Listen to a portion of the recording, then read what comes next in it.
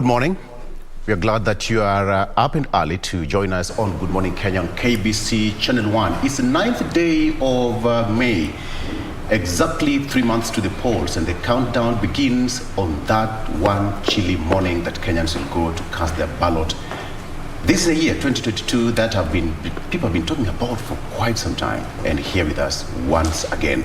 Good morning, my name is Victor Lowe, and today I'll be talking about the intrigues, the expectations, and the look-aheads on what we should be looking ahead and what we should be expecting as far as politics is concerned.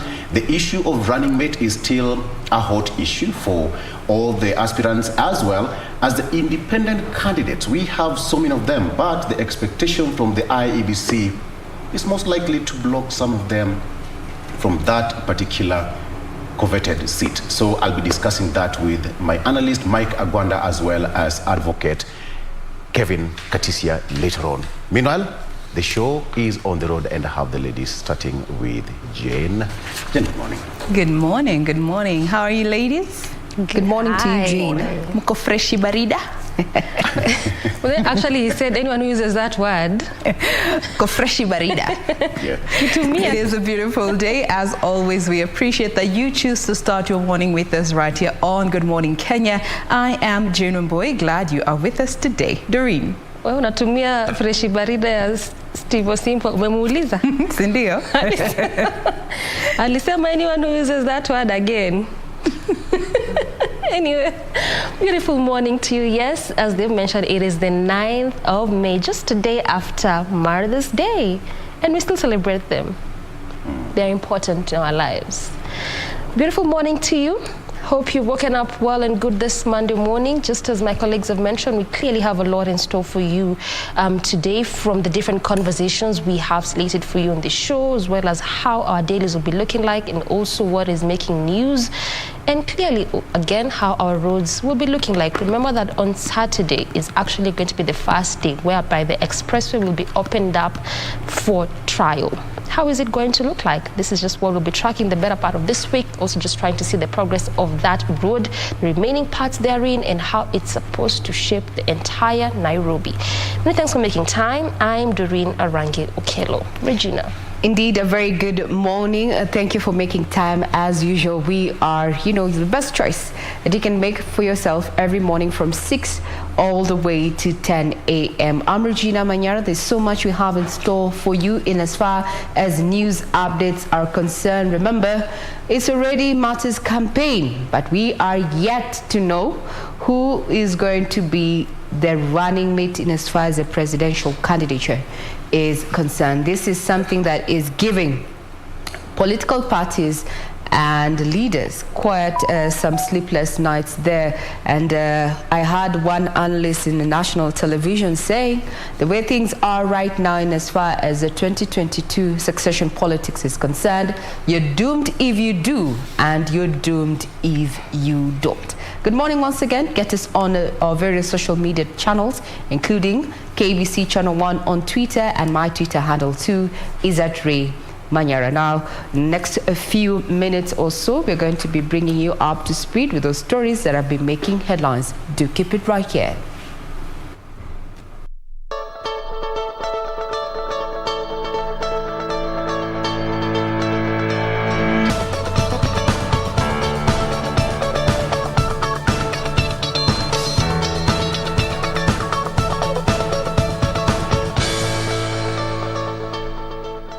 Morning. If you're tuning in, this is Good Morning Kenya, and in the headlines, President Uhuru Kenyatta has announced that the Nairobi Expressway will be open for public use from Saturday, May 14th.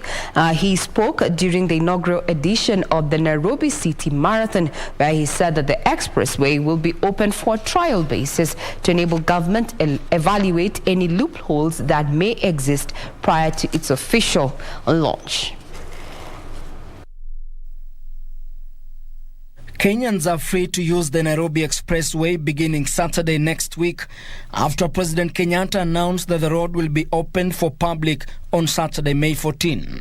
Wakenya wenzangu, kutoka Saturday ijayo, hii barabara sasa itakuwa wazi kutumiwa na magari na wananchi,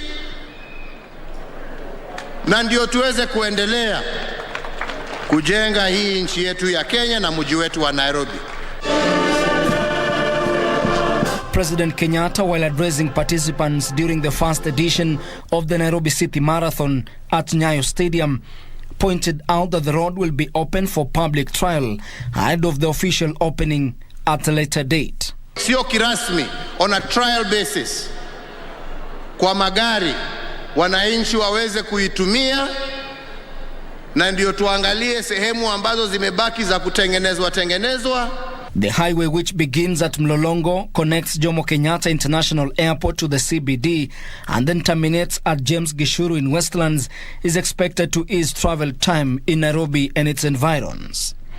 Nyinyi ambao mmekimbia leo ndio mmekuwa wa kwanza kutumia expressway mpya ambaye tumejenga katika mji wetu wa Nairobi na ambaye itatusaidia kumaliza jam ambaye inakumba mji huu wetu wa Nairobi. Motorists who choose to use the road can either use the manual toll collection MTC or ETC once they reach the service centers. Motorists will pay up to 350 shillings to use the road. Last week, the government revised toll rates up for yet to be commissioned expressway by 16%.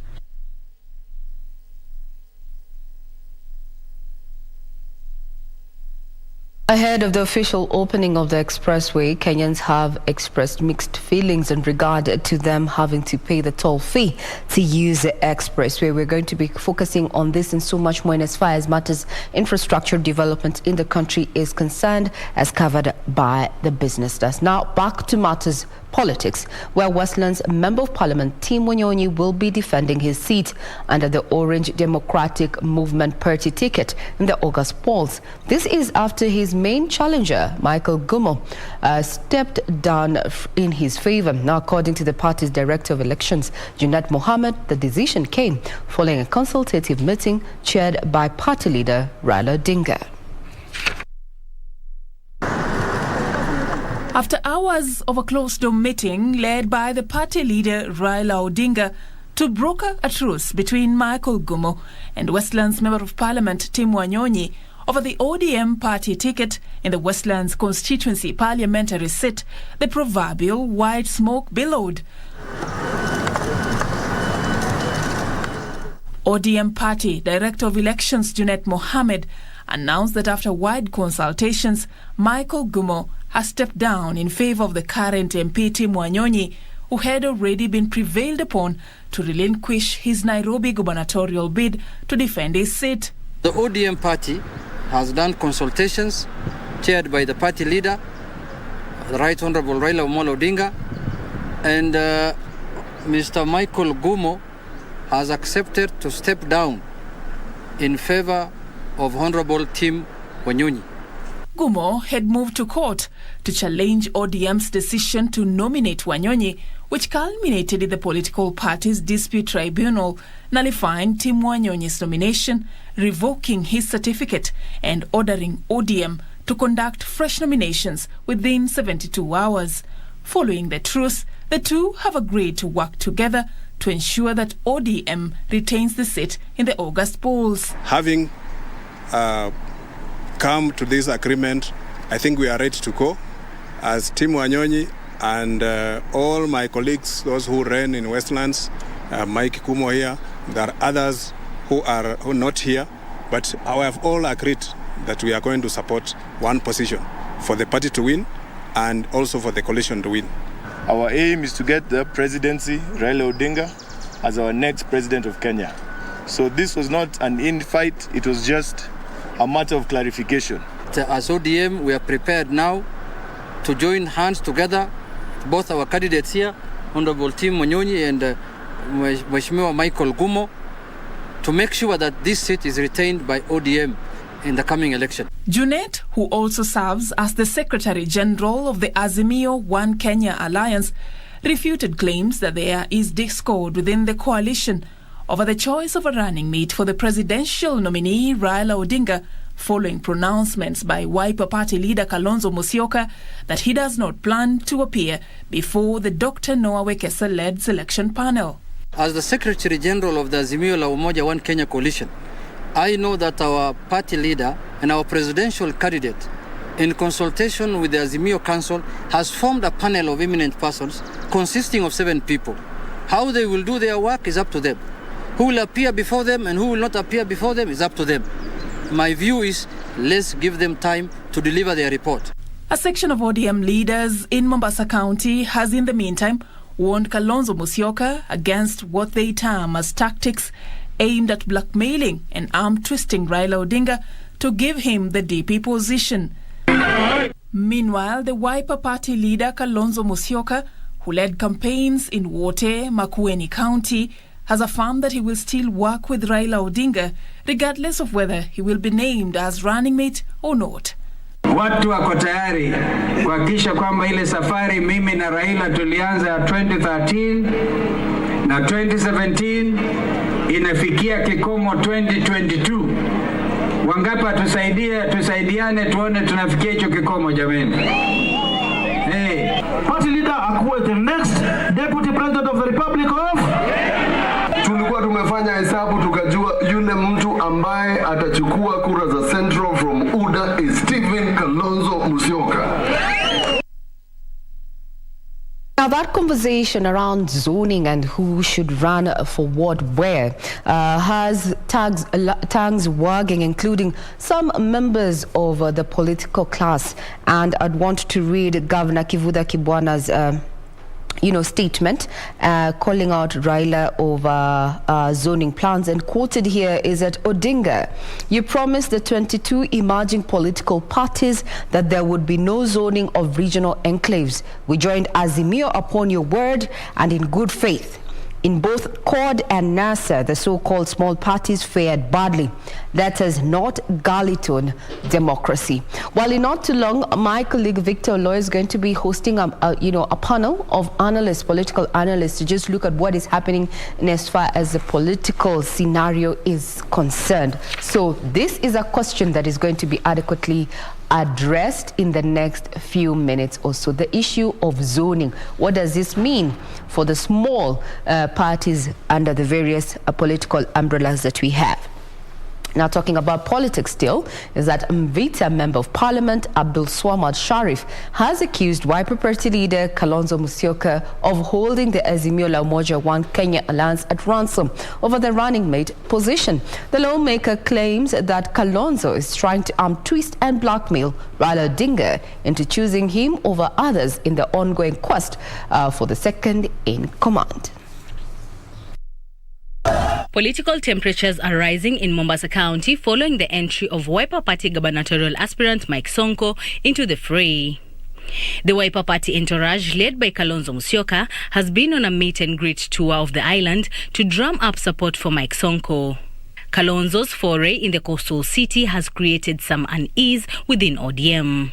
Ukisikia Raila na Kalonzo wameshikana, ujue Kenya imepokelewa pia, imeokolewa.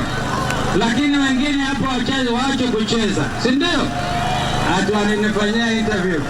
Hapana. His grand sentiments and demands in the search for Raila Odinga's running mate is also providing fodder for ODM luminaries in the region. Some of these theatrics are aimed at diluting the major contribution within Azimio by pragmatic leaders such as His Excellency Hassan Ali Joho and Kitui Governor Her Excellency Charity Ngilu, who stand a very good chance of being picked as possible running mates. The Mvita MP and his Likoni counterpart believe that Kalonzo's position in the hunt for the running mate is poisoning the coalition. And as ODM and proud co-founder members of Azimio, we believe our birth was not out of fear, but that of respecting others' views without infringing others' rights. Hatutakubali ya kwamba kuwe na vyama vingine ama viongozi ambao wako na agenda fiche, agenda ya kuvunja Azimio.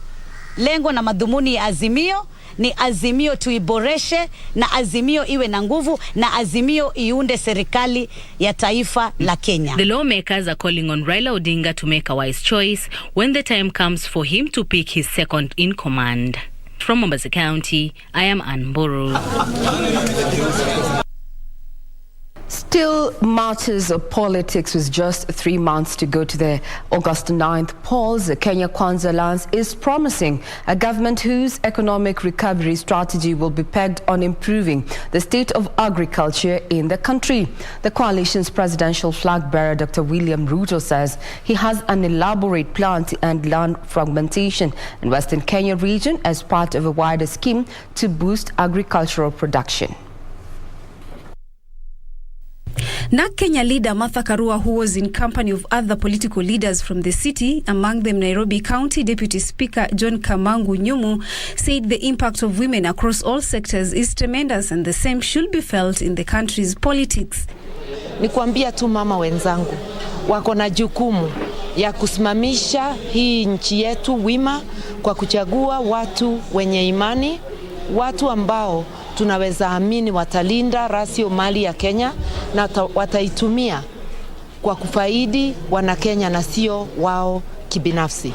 Tena tukumbuke heshima si utumwa. Kila mtu aheshimu mwenzake, tuulize kura bila kutoa matusi kwa yeyote. Karua also assured that the discontent in some quarters of the Azimio la Umoja One Kenya will be resolved. Elsewhere, Safina Party presidential candidate Jimmy Wanjigi has called on Kenyans to elect him, saying other aspirants have had a chance in government. He spoke at a church service at Furaha Worship Center in Kiambu. This land of ours is plagued by all that God does not conscribe. We have injustice. We have corruption. We have immorality. And a section of political leaders in Homa Bay have expressed dissatisfaction in the move by the ODM party leader Raila Odinga to push for a 6-piece voting pattern. The leaders claim the move might affect his quest to win the presidency in August, as some independent aspirants had agreed to support his presidential bid. This thing of 6-piece, hakuna. What there is 6 pieces. Nitiere wendo.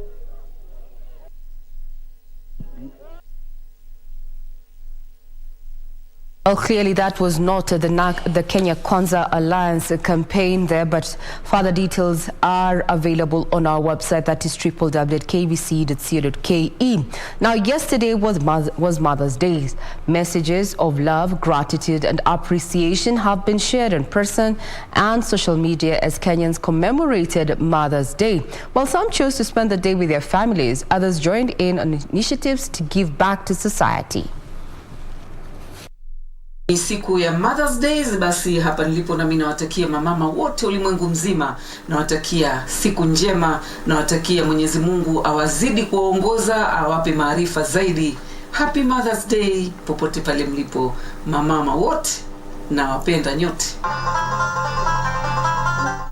For years, Hadija Ali has used her legendary voice to entertain her avid listeners, serving some popular hits of Taarab music while at it. Today, she's welcoming best wishes from Kenyans celebrating their mothers. Leo ikiwa ni Happy Mother's Day, anasema salamu nyingi zinakwenda kwa mama yake mzazi akiwapo sehemu za Chundwa Mnarani, akikwambia mama I love you. A mother herself, the veteran broadcaster, has a message to all Kenyans. Nampenda sana mamangu, na ningependa kuambia mama wengine nao vile vile. Kama wewe una mama yako, umpende, umtukuze. Manake akija kiondoka utajuta. Mama ni nguzo kubwa sana katika maisha ya mwanadamu.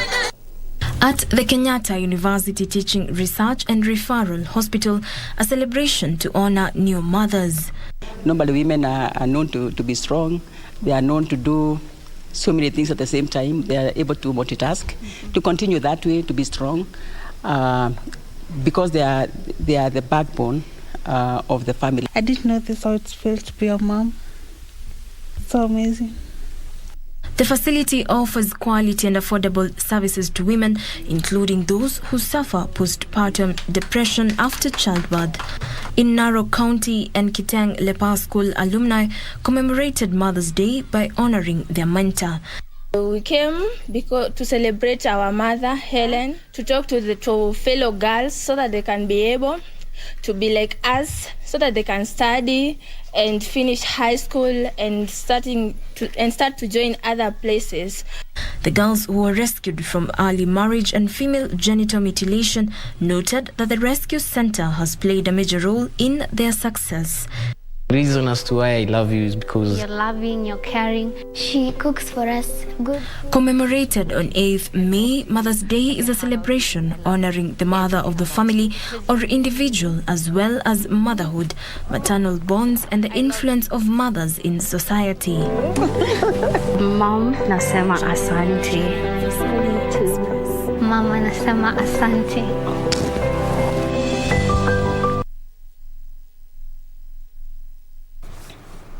Everyone was born of a woman, humans as well as animals alike. So we need to give, credit where it's due, because our mothers chose to, bring us forth into this world. And as they say, when mother prays, or rather when mama prays, the mountains move.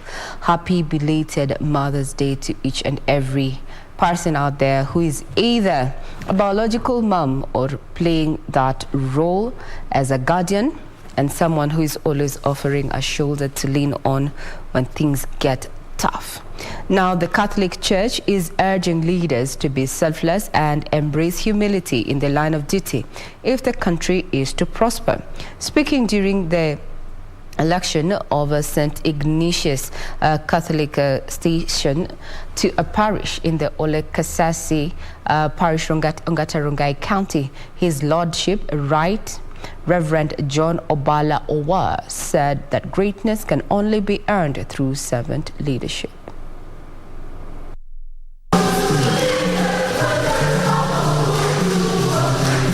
Sunday, May 8th, the Catholic Church was celebrating Good Shepherd Sunday, the fourth Sunday of the Easter, when the Gospel reading was taken from the Gospel of St. John.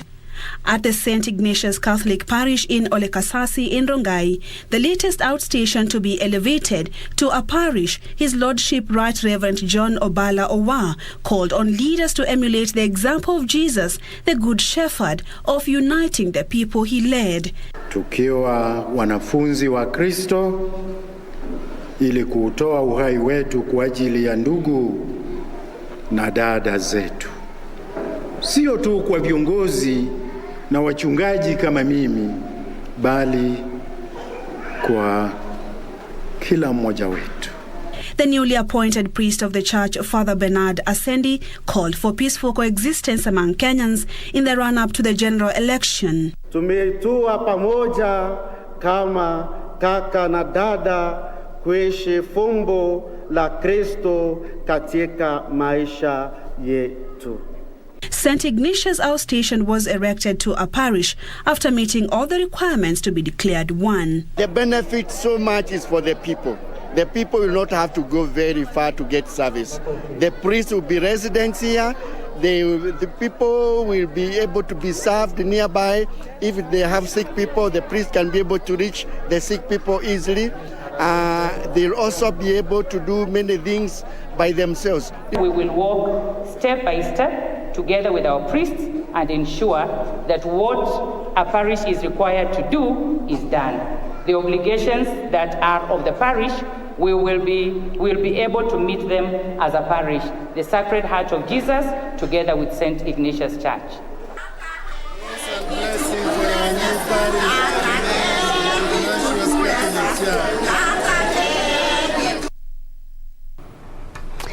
Well, just speaking of the calf here, just telling my colleagues that was my church, and it's great to see its elevation to that level.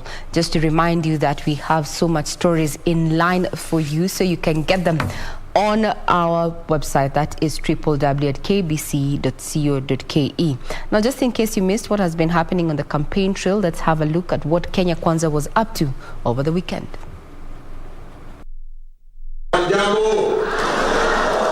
Trans Nzoia County was the last stopover for the Kenya Kwanza's 3-day tour of the Western Kenya region. On Sunday, the Deputy President William Ruto led the coalition in a series of political engagements that began with a church service at Kiminini Catholic Church, where the DP urged for peaceful coexistence ahead of the forthcoming general polls. Jameni, tushirikiane, tuungane, tufanye kazi pamoja na tupange vile tunaweza kuinua kila mmoja wetu tuweze kufika katika ngazi hiyo nyingine. The service was followed by an economic forum where the coalition's principals promised to embrace agriculture as the mainstay for the coalition's plans for economic recovery.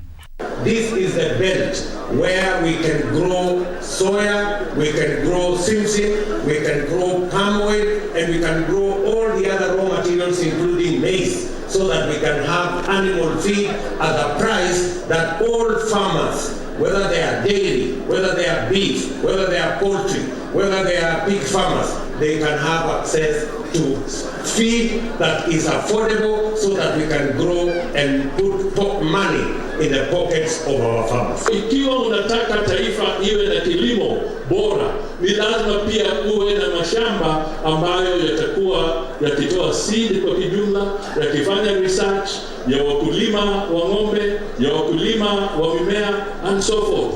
DP Ruto elaborated his plan to end land fragmentation in the Western Kenya region so that more arable land is utilized exclusively for agricultural production. Tutaanza na program ya housing. Housing tutajenga nyumba 5,000 Trans Nzoia katika zile shopping centers ziko hapa, so that we can have a housing program that will assist our farmers to make sure that we don't have land fragmentation in our granary. Other leaders at the event appealed for the local support, with Amani National Congress and Ford Kenya party leaders revisiting the reason for their engagement with DP Ruto's United Democratic Alliance. Sisi hatutafute serikali kwa sababu ya ukabila. Tunatafuta serikali ambayo iko na responsive attitude and is a go-getter for the people of Kenya. Hata tukichukua serikali, tutakuwa tunakaa hapa, tunaangalia ile tulisema, kama tumefanya, unatupatia tik, kama hatufanyi, unatupiga kiboko. Naibu Rais, tofauti ya chama ya muungano wa Kenya Kwanza na ule muungano wa wengine ni kwamba sisi katika muungano wa Kenya Kwanza ndio tutoe ratiba ya serikali, tunawahusisha wananchi watuambie wana matatizo gani, ndio sisi tushikilie hapo kwenda huko mbele. Tunasema mambo ya National Hospital Insurance Fund itaangaziwa mpaka kila mwananchi awe akikuwa mgonjwa anaenda kwa hospitali anatibiwa bila malipo hata dururu. Well, now to the county's police in Mwingi have launched investigations into an alleged burglary and arson incident in Kusaya village, Mwingi Central, that almost killed an entire family. Now, according to the family, the alleged attacker tried to force their way into the house before dousing it with petrol and setting it ablaze. According to the homeowners, the alleged attackers came into the homestead at around 1 a.m. and landed blows on them before demanding the M-Pesa pin and made away with 50,000 shillings. Neighbors tried to come to the family's aid but couldn't battle the fire. Vyote imechomeka ndani, kila kitu chochote cha hata hindi, certificate ya watoto. At night we are not even sleeping because we think that those guys might come back, because we don't know where they are. Elsewhere, residents of Kabaya village in Kiambu sub-county are counting losses after a power surge destroyed electronics in some 50 houses in the area. Voltage ilikuwa juu, breaker zote hazikuanguka, ilikuja na voltage juu. Juu ile tunavozoea sisi ni 2 voltage. Kila saa kuchoma vitu za watu. Naomba tu watu wa Kenya Power mkuja muigirie muone. Residents have petitioned Kenya Power Kiambu office to compensate them for the losses. Still in Kiambu County, youth in Thika have been urged to maintain peace and desist from violent acts that may jeopardize the peace that Kenya has been enjoying. Mambo ya hate speech, mambo ya kuongea maneno ambao haifai mpaka kuzungumzwa katika hadharani mbele za watoto wetu na familia zetu, tuweze kuweka katika onyo. This even as Kikuyu elders in Kitundu South called on the men in the community to be open with the issues that affect their well-being to avoid falling into death traps. Naweza kuuliza watu wetu Kenya kwa jumla wapige kula kwa njia ya amani. Wale wanauliza wapewe fiao, waombe kwa njia ya amani. Finally, the Meru National Agricultural Show is expected to make a comeback this year after a 2-year break.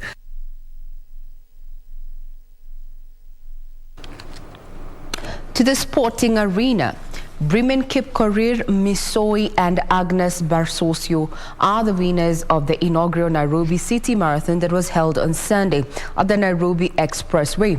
Kipkorir won the men's marathon after clocking 2 hours, 8 minutes and 30 seconds, while Barsosio won the women's race in 2 hours, 24 minutes and 24 seconds.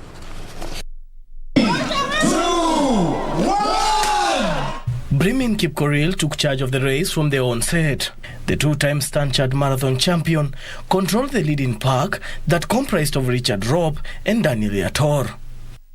With 2.5 kilometers left, Kipkorir widened the gap and crossed the line in 2 hours and 8 minutes and 30 seconds, while Richard Robb finished second, clocking 2 hours, 9 minutes and 17 seconds. Daniel Yator completed the podium dash. In a few weeks' time, we will be doing the second edition of the East African Safari Rally. Kenya is now on the map as also being part of the European tour in the golf market. Our rugby players are making us proud, both men and women. Hii ndio barabara sisi tunataka kutembea. In the women's category, Agnes Barsosio won the race in 2 hours, 24 minutes and 24 seconds, ahead of Shailene Jepkoril and Sharon Jemutai, who settled for the second and third position respectively. The winners walked away with 6.9 million shillings each, while the first and second runners-up bagged 4 million and 1.7 million respectively.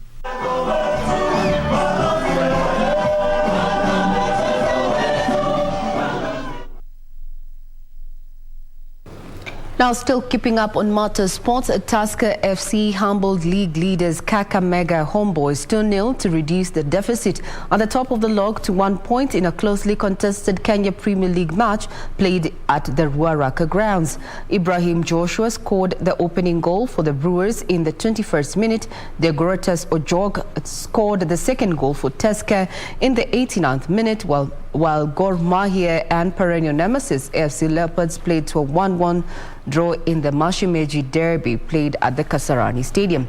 Victor Omune gave the Leopards the lead in the 28th minute, while Benson Omala equalized for Gor Mahia. In other matches, Nzoia drew 0-0 with Kenya Police, while Vihiga Bullets trounced Kariobangi Sharks 4-3. Further details still available on our website.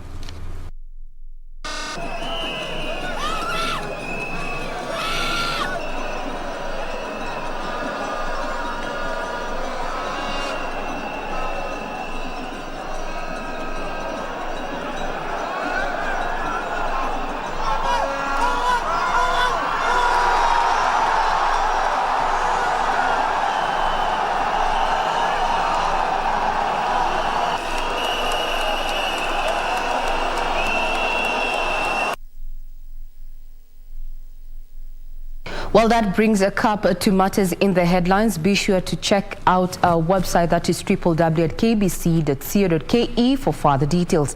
I'm Regina Manyarai. Not too long, we're going to be sampling the dailies we have with us in studio this morning. Do keep it right here.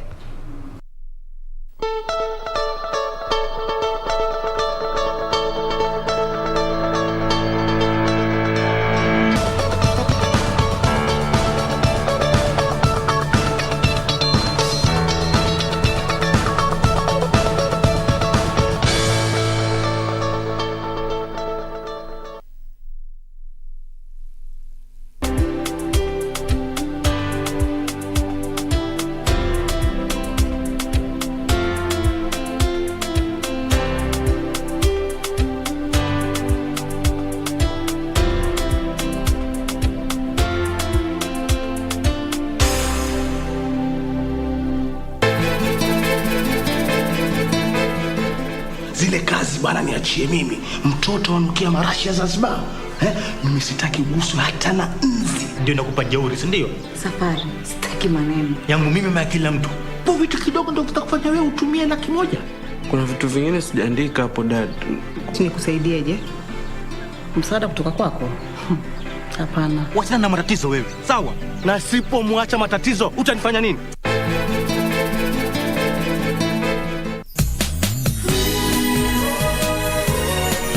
Mom's first daughter died long ago.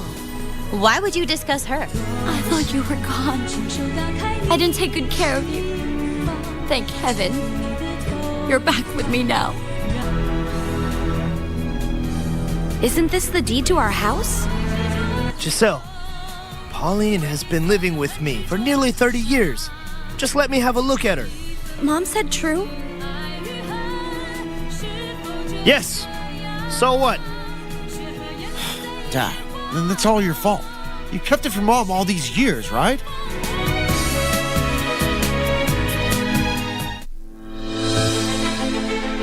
Are you an aspiring candidate in the upcoming general elections? Do you want your agenda and manifesto to reach your voters effectively? At KBC, we have the most comprehensive and credible online platform that has profiles of all prospective candidates. Log on to www.kbc.co.ke/2022 aspirants and let Kenyans know more about you, your past achievements, your manifesto, and your development agenda once you get elected to office.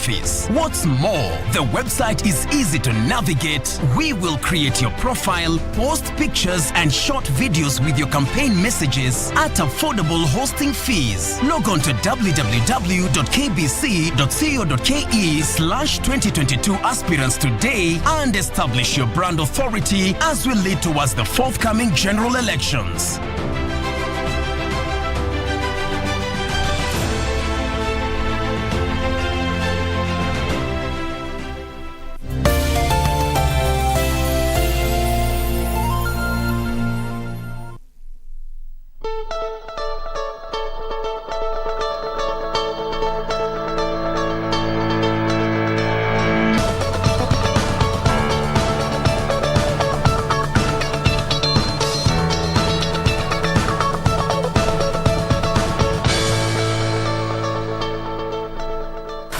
All right, let's now move on to the next segment where we get to have a quick look at what the papers have for us today. We are still using the hashtag Good Morning Kenya on Twitter. Official station handle is at KBC Channel 1, at Ray Manyara, at Dorina Range, at Victor Olo, and at Jano Boy is how you can find us individually across the social media platforms. I start you off with the Daily Nation. Very busy today, but let's start with the main read. Ugali chapati to cost more in new taxes.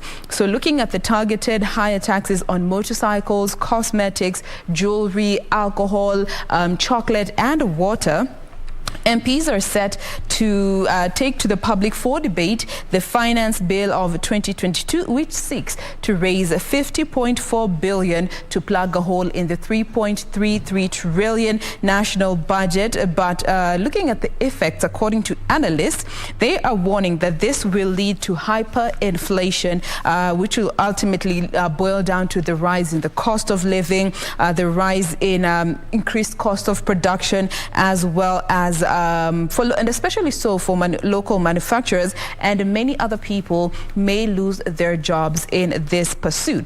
But away from that, looking at some bit of politics that have been featured here, I will be giving you details of this particular story concerning the taxes once we are done with the front pages of the different dailies. But onto politics, Wiper and Jubilee pile pressure on Raila for the DP slot. Now, looking at a weekend that was full of politics and temper here and there, it ended with Raila skipping a date with Kalonzo that was set in Makueni. And after that, Wiper threatened to quit Azimio la Umoja should the running mate position not be given to Wiper leader Kalonzo Musyoka. And on the other hand, Jubilee is also telling ODM boss that it will have nothing short or less of Kalonzo Musyoka for that position. On the other side, we have Ruto's team. We're looking at Ruto's power deal with the coalition allies. Here they go on to say that Ruto, Mudavadi and Wetangula have separate pacts that guarantee ANC and Ford Kenya 30% each, a 30% share of the government, while the other parties that are within this coalition are going to be rewarded based on their performance post the election. So the general elections are what are going to be determining what share of government those other parties are going to be getting. Away from that, of course, story concerning the expressway has also been featured here on the front page of the Daily Nation, with the dry run test set to take place this coming Saturday on the 27.1 kilometer road. Athletics, of course, Misio and Barsiosio also have been featured here after winning the Uhuru Classic Nairobi City Marathon. And finally, an interesting story here when it comes to solving crimes, at least a route that has been used by detectives and forensics in China. First responders to the scene, none other than houseflies. They're being used to solve crimes. How? I'll be telling you in just a bit. Victor. Okay, as you're talking about the price of unga to go up, here, Raila vows to lower unga prices and initiate football reforms. ODM leader Raila Odinga yesterday assured his supporters that he had not forgotten his reforms journey, stating that his pledge to bring down the cost of unga and living is still much alive. So, just as a rejoinder of what you're talking about, a quick look at the front page of the Star newspaper revealed intrigues in Raila deputy pick. Kalonzo camp has rejected any arrangement where he is paraded for questioning. That sitting begins today, and it will be interesting to see whether he will be attending that 7-member committee. Police order second autopsy in Sankok's son suicide probe.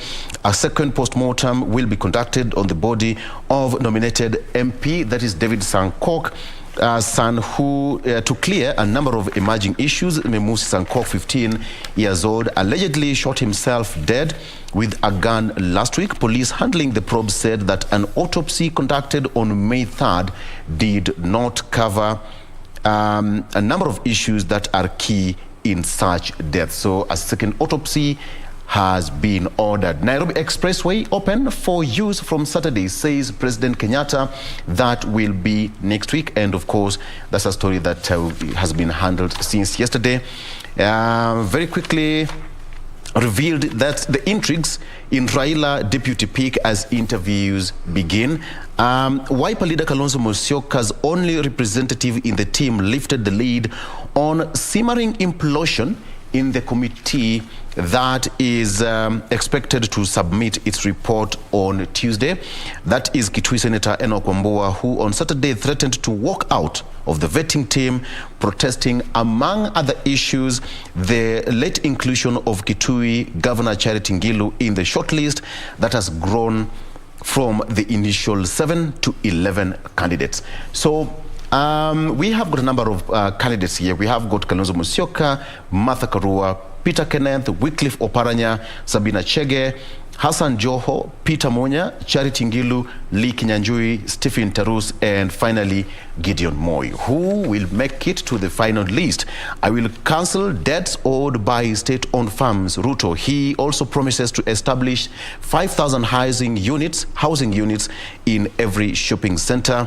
The interactive economic meeting, which was held in Kisii, Nyamira, Busia, Bungoma, and later in Trans Nzoia, were aimed at consolidating votes and wresting power from regions perceived to be ODM Raila Odinga's stronghold. That is where the DP was for over the last 5 days. And finally, MPs to hold Kamkunji on pay cut and welfare as House resumes. Lawmakers agitated by Salaries and Remuneration Commission plans to review allowances. And so Speaker Justin Muturi allowed the meeting to proceed following a request by Ugenya MP David Ochieng, citing a plan by the SRC to slash the MPs' money. How is it going to pan out? Doreen, what do you have? All right, so Kalonzo unfit to run for deputy president. This is what Coast Leaders declares. This looks just to be obvious. I mean, every paper this morning has something on the running mate question or the running mate issue or tussle, whichever statement you want to use. And again, this is simply because we're inching closer to that IEBC given date, whereby on the 16th of April, the presidential candidates need to have declared their running mate. So this is now what the coast leaders are saying. Actually, these legislators are just saying the Wiper boss is unnecessarily wagging splits within Azimio based on his hard stance. Again, you can remember that a good number of leaders within the Wiper party are saying that it is Kalonzo or Kalonzo, no other way in terms of that running mate. So even as that is happening, Azimio sends mixed signals over zoning for its affiliate parties. They had earlier on talked about zoning in actually different parts of the country, but now as it stands, this is just only going to be happening in Nairobi only. And the biggest question is that perhaps if this happens, what happens to those candidates who have already been given the nomination certificates? Because simply what that means is that after the nominations was completed, names already submitted to the IEBC, then it is those names that are supposed to be used when it comes to the August 9th general election. So when the coalition says that they are going to employ zoning in terms of trying to see which candidate is popular to fly the flag, because that is what they're saying here, then ultimately what happens to the already candidates who've been given the certificates, and as per the law, they're supposed to be the ones flying the ticket when it comes to the August 9 general election. So obviously this has sent also mixed reaction just within and amongst members in the party when it comes to zoning, much as they have only subjected this to Nairobi only and not the various parts of the country as it was mentioned earlier.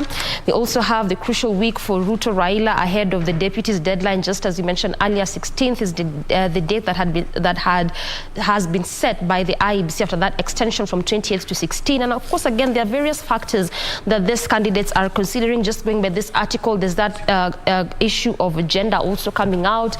A candidate who is going to ensure that the presidential candidates are going to get more votes. So there's that question of votes. There's the regional outlook. Remember that also that is a provision within the constitution whereby the face of the executive needs to have a regional outlook, and that is why you will see if the president is from one region, then ultimately the deputy needs to be from another region. And again, we cannot shy away from the fact that politics of our country in one way or another are ethnic based. So again, there's also that factor.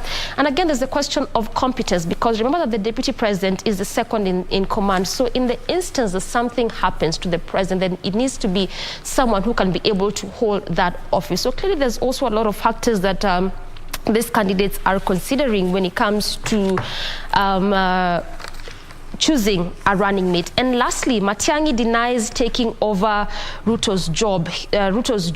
He says that he actually dismisses these accusations by what a good number of leaders have been saying over time. And he says that this is not something he's even going to reply for those that are saying that he's taken over the deputy president jobs, just saying that the leaders who are criticizing him or the officials who are criticizing him have not been able to perform to par and up to task, and this is why they're criticizing him, and he says that he is not even going to reply to any of that. Regina. Now, matters of politics continues taking center stage in this particular paper that they have, being the Standard, and it is exactly, 1 week ahead of the deadline of naming the running mates, and kitchen cabinets in both camps, or rather the camps that are, eyeing the top seat come August 9th, which is just about 3 months away, are really having a hard time, awarding loyalists as well as parties that have come under their wing. Now, the front page, big read is Uhuru's wildcard in Raila deputy search. What am I talking about? This alludes to, last week we saw the panel change that is under Azimio change tack and called, on coalition partners to propose names of individuals for the running mate. And they abandoned the interviews that were to take place between 4th and 10th. Now, today and tomorrow, the panel is going to be engaging candidates shortlisted for running mates. Now, when we talk about that, Uhuru's wildcard in regard to that, the Azimio's choice for number 2, this points to the decision by the Jubilee Party to present the names of former Gatanga Member of Parliament Peter Kenneth and Murang'a Woman Rep Sabina Chege for the running mate slot. You know, this is quite a game changer. And according to some political analysts, they have termed this move by Uhuru as him holding the political joker card. Looking at the number of Jubilee members, or rather committee members in as far as the election council is concerned, we have 12. Jubilee took 12 out of 19 slots under the Azimio National Executive Council. So your guess is as good as mine, but we will not make conclusions because it is not done until the fat lady sings. Now, with ODM and Jubilee, the political agreement being there, and now there is a front to have Kenneth and Chege. The question that even Wiper camp is asking is then what happens to Kalonzo Musyoka, who has, even as late as yesterday in Makueni, he maintained that flag bearer, presidential flag bearer, and Azimio, that is none other than Raila Odinga, is going to be picking him as his deputy running mate. And we've heard even Kitui Senator Enoch Wambua, who is a firm supporter of Kalonzo Musyoka, saying that no Kalonzo, no Raila. So what happens in regard to this, move? Now, Jubilee has fronted Sabina Chege as well as Peter Kenneth. And over the last few weeks, actually months, we've had, conversations here and there in as far as matters politics are concerned, that Azimio has maintained that, the deputy running mate should be coming from Mount Kenya. It's Monday. So we're definitely going to be getting some way forward. Remember, they're going to be doing this Monday and Tuesday. But that is not all in as far as the front page of this particular daily is concerned. We are seeing now corporates and firms choosing, or rather opting to have other alternative power sources. Why? This is to bring down the cost of production. The power has been quite a factor in the cost of production and the product, and the cost eventually actually is passed down to the consumer. Now farms, we are seeing a paradigm shift to being independent, so to speak, though connected to the power grid, but getting alternative sources of power to bring that cost down. There is also a report here, a little bit on matters of human interest, and this is talking about the pain of families nursing disabled members. And it says, unknown to many, adult diapers are some of the most expensive items for people with disabilities, which force some caregivers to skip meals to afford. Also on the big read is that the court has ordered a man to sell his house and share the proceeds with an ex-lover.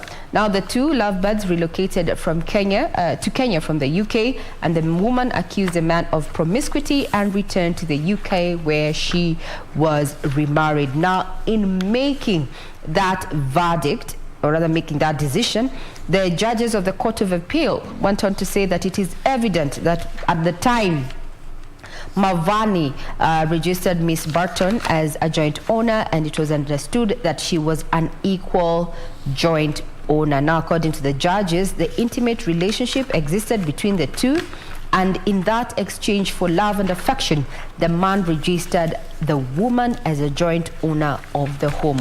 Well, this is an interest read. Remember, issues of property ownership and inheritance are very rife in our country there, but can a court in Kenya make decisions that are going to affect even cases that are way overseas? Well, we are likely to keep updates on that with stories from the corridors of justice. Also, a big read here is that why governor aspirants have suddenly realized women would be the best running mates. Who are we talking about?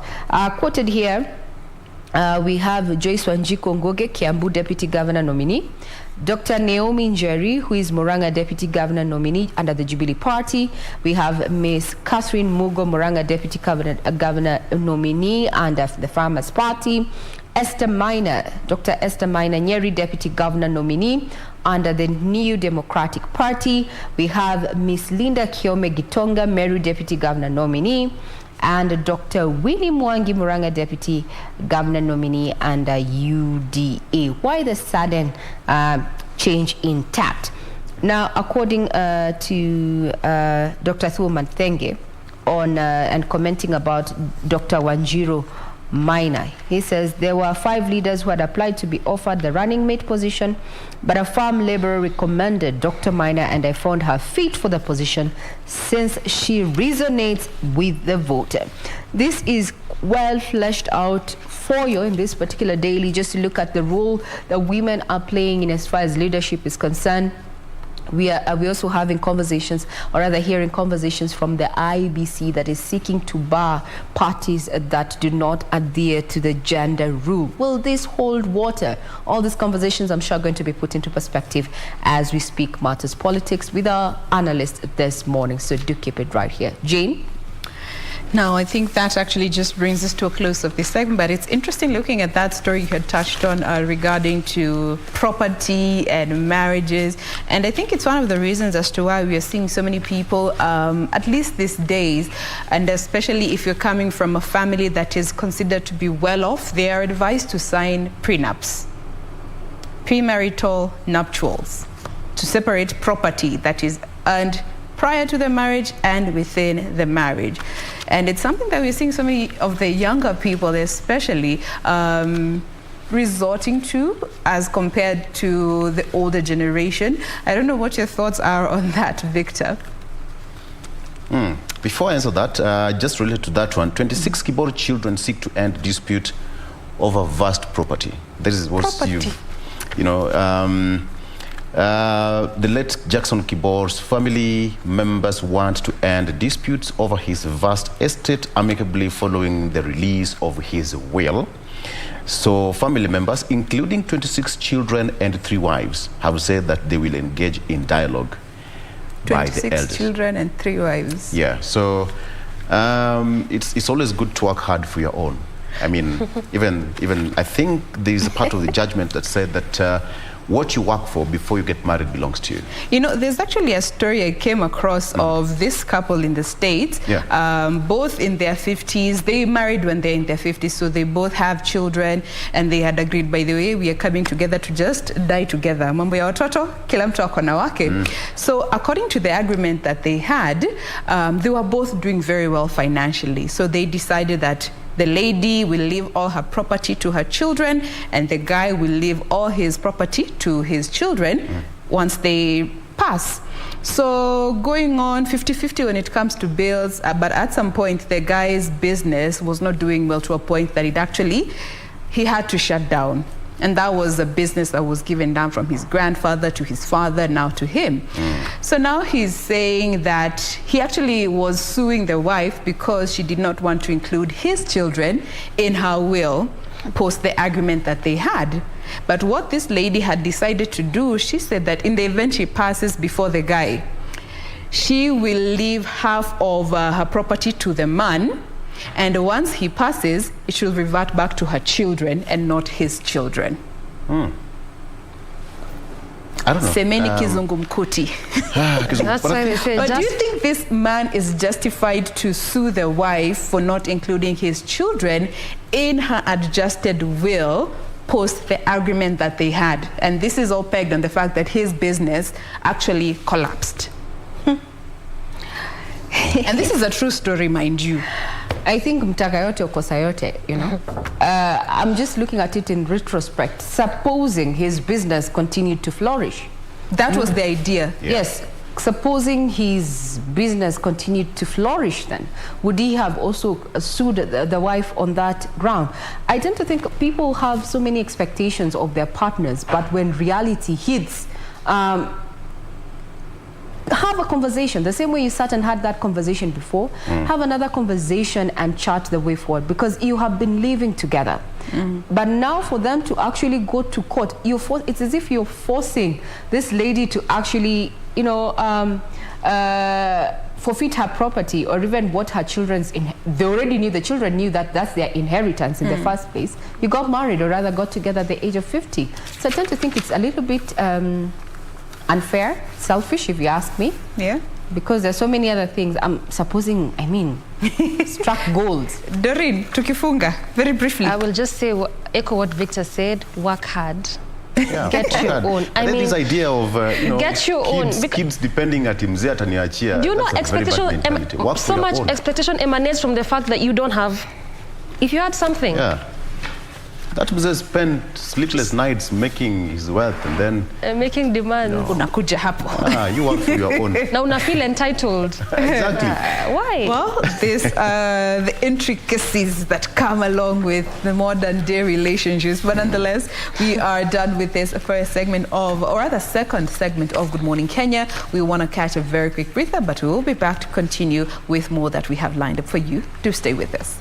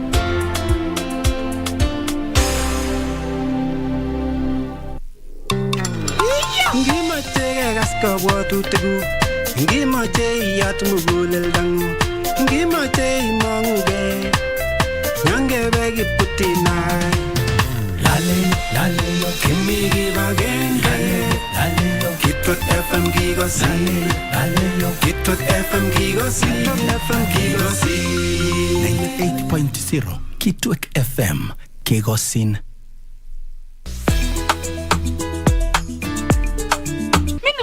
Chinese ndio lugha ngumu kushinda lugha zote. Kumbe mimi nasikianga ni kama nimepoa. Sasa nani mtu anakuitisha chapati chafua? Mogaka. Chapati chafua ni nini? Wewe sio umeitisha mambo chafu chafu. Watu chafu chafu zao haziko hapa. Hizi ni special. Chafu ende huko utaletewa. Or rather some dessert. Some mushroom soup with some scones. Guess who? Leo. Ofunde this tumetembelewa na mgeni wa heshima. Hata nikikwambia ni nani huwezi kuamini. Mgeni wa special kutoka na sadika hii tumewacha kila kitu special from here. Anaongoja harakisha.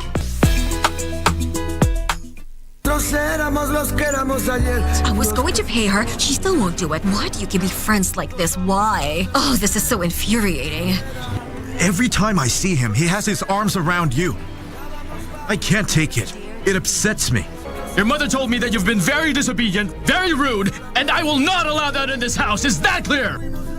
How I wish that you were here with me right now, so I could feel your support now that my father is trying to destroy our family because of his mistress. I am not going to Chetumal or any boarding school. I am never coming back. I hate you and I hate my father. Rene.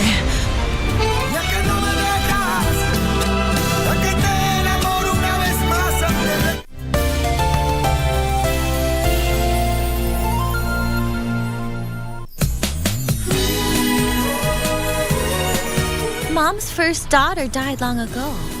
Why would you discuss her? I thought you were gone. I didn't take good care of you.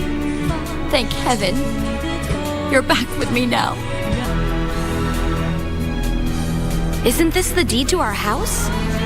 Giselle, Pauline has been living with me for nearly 30 years. Just let me have a look at her. Mom said true? Yes. So what? Dad, then that's all your fault. You kept it from Mom all these years, right?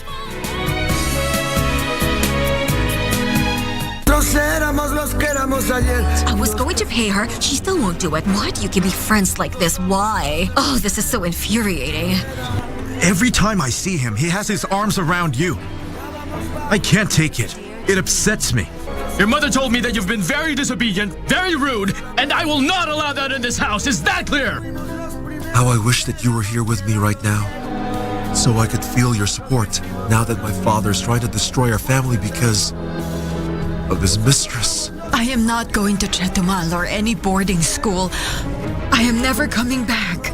I hate you and I hate my father. Rene.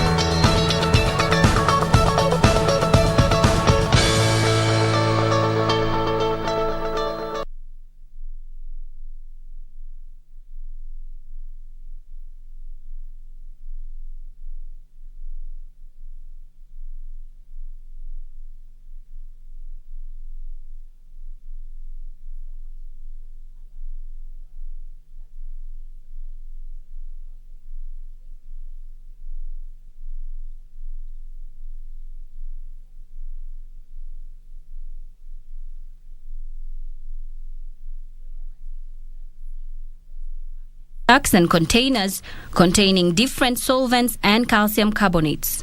For the water-based paint, the raw materials include Calgon, Dispex, Malgon, and Texanol. Here we have so many varieties of raw material. We import raw material. We don't buy them locally, we import them. They come here, we receive them, we check the expiry dates. The paint production process begins with the weighing of the raw materials. The one in the buckets are solvents, but the one in bags are calcium carbonates. That one is Dispex in the bucket. It's used to prevent paint from forming ant foam or foam. The dry raw materials are weighed accurately and to the gram. 13 items in total are weighed here. They are then prepared for transport to the machine to make the first batch. At this production area, the mixing begins. Now from weighing area, we are now at the production area where we can see is now starting the machine. The correct amount of solvents is poured in. This includes preservatives, water softeners, hardeners, and binders. That first stage will give it 20 minutes for it to grind fast. The mixture is left to grind for 20 minutes. After which the calcium carbonates are added. After the carbonates, binders are added to make it sticky and ammonia for pH value. The paint has to be checked at each subsequent production stage against standards for the relevant product according to color and viscosity. We want to start a batch of oil base. For oil-based paint, the raw materials include long oil that is used as a binder and solvents like kerosene and dryers like calcium, zirconium, cobalt, and anti-skin. The first thing when we want to make oil base, we started with the long oil, which is our binder. We put in solvent, kerosene, that's kerosene. After that, we started the machine. The machine has to run for 20 minutes. After 20 minutes, when it has mixed properly, now you can add in dryers. After dryers, you also mix for 20 minutes. After 20 minutes, we take it to the lab to check if it's the opacity and the viscosity is okay. Dryers are added after the first 20 minutes. Next comes the laboratory check.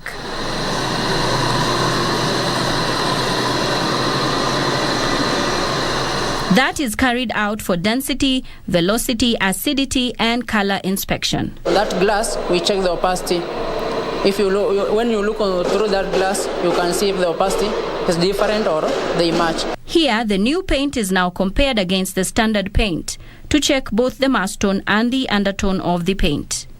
The laboratory is also responsible for inspecting as well as monitoring the quality of the production process. We check the pH value to see if the paint has pH value. When the acidity is low, the paint will not stay for long in the market. It will start smelling. So we have to make sure the acidity level is okay. Then after the acidity level, now we will now approve the paint for filling. This is in order to ensure that only quality products are produced. After approval, the paint is filled into containers. Both the big and the small containers are filled with the new paint, all packaged, put in boxes and ready for market. And that sums it up for the paint making process. Reporting from Thika in Kiambu County, I'm Nisi Emmanuel.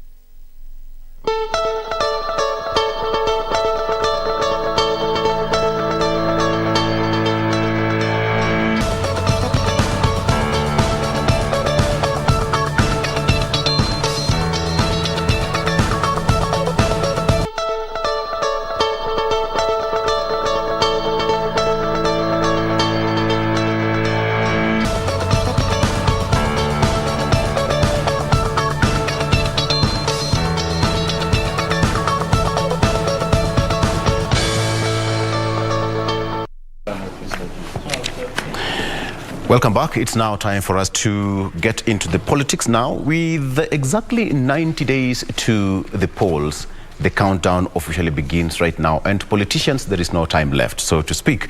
And today on Eye on Politics, I just want us to take a look at some of the stories that made it to the headlines over the past 1 week and what is continuing to unfold. One of them is the intrigue in choosing the running mate. That is now, what is now much publicized is Kalonzo Musyoka and all other candidates from 8 to 11, and now bring a lot of heat as far as the choosing of a running mate for Raila Odinga is concerned, as well as Kenya Kwanza. But for Kenya Kwanza, they're saying that they have put their house in order. What about One Kenya Alliance and Azimio la Umoja? All right, with me in studio, I have got Michael Agwanda, who is joining us for the first time this year. It's been quite a long time. Karibu sana. Asante. I don't know where disappeared to, or you're independent-minded. It's Victor, it's good to be here again. Absolutely. I don't think it's because of any reason. I think it's just because of I've never invited other opportunities out there that you get and you become so busy. And also ensuring that you work hard to feed your children. Yes. That's the most basic thing we can do out there. Absolutely. Yeah. Karibu sana. Asante. As well as Wakili Kevin Katisia, who is joining us so that we talk matters politics. Mwano, wamukata.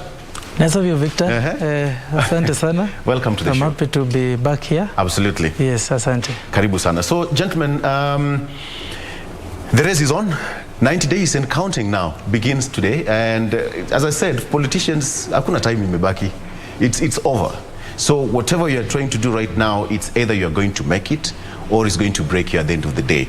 But first things first, we have got several names here. We have got Kalonzo Musyoka, Martha Karua, Peter Kenneth, Wycliffe Oparanya, Sabina Chege, Hassan Joho, Peter Monya, Charity Ngilu, Lee Kinyanjui, Stephen Tarus, as well as Gideon Moi. Out of all these ladies and gentlemen, there is one name that is still in the lips of many, Kalonzo Musyoka. Starting with you, Michael. Why Kalonzo and why not Kalonzo? Good morning, viewers. Kalonzo Musyoka is a houseful name. He's been the vice president of Honorable Mwai Kibaki. God rest his soul in peace. Kalonzo Musyoka has been this designate vice president of Honorable Raila Odinga. And Kalonzo Musyoka has also worked with Raila Odinga almost in the main quest for his presidency. He also commands a huge following in the Eastern Province. And therefore, it is easier for him to be seen not as a man coming with the votes only, but also a man that is also experienced and has been in that position.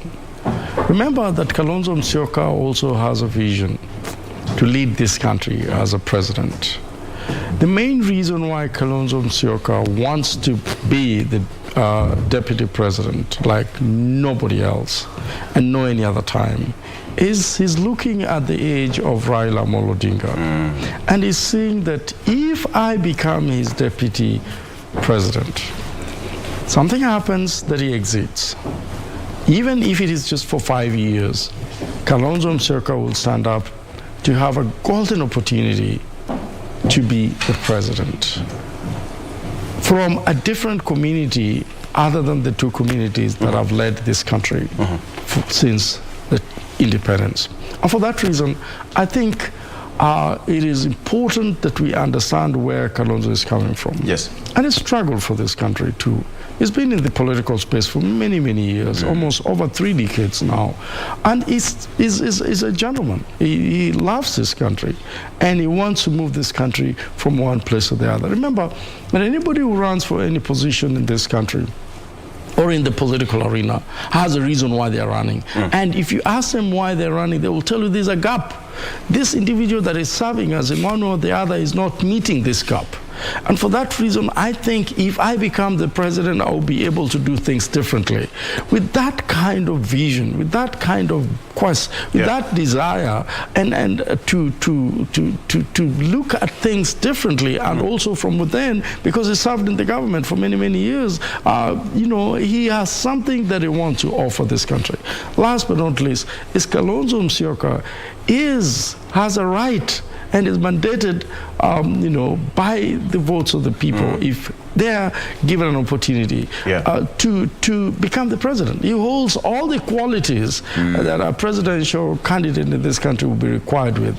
And therefore, he has a right to run for that position, and he has a right to ask for that position. And he's not just asking for it. We saw that he came up, you know, more recently, and when he came up, he decided to change the name that was there before from Azimio la Umoja to Azimio la Umoja One Kenya Alliance. That simply means that he holds some strength, a strength to a point where he can sit down and say, gentlemen, I disagree with this. If you're going to work on it together, if we're going to be part of it together, then we have to change this so that it's inclusive of all of us. And but I think even before that, it was a struggle to bring the two names together, the One Kenya, the Azimio la Umoja One Kenya Alliance.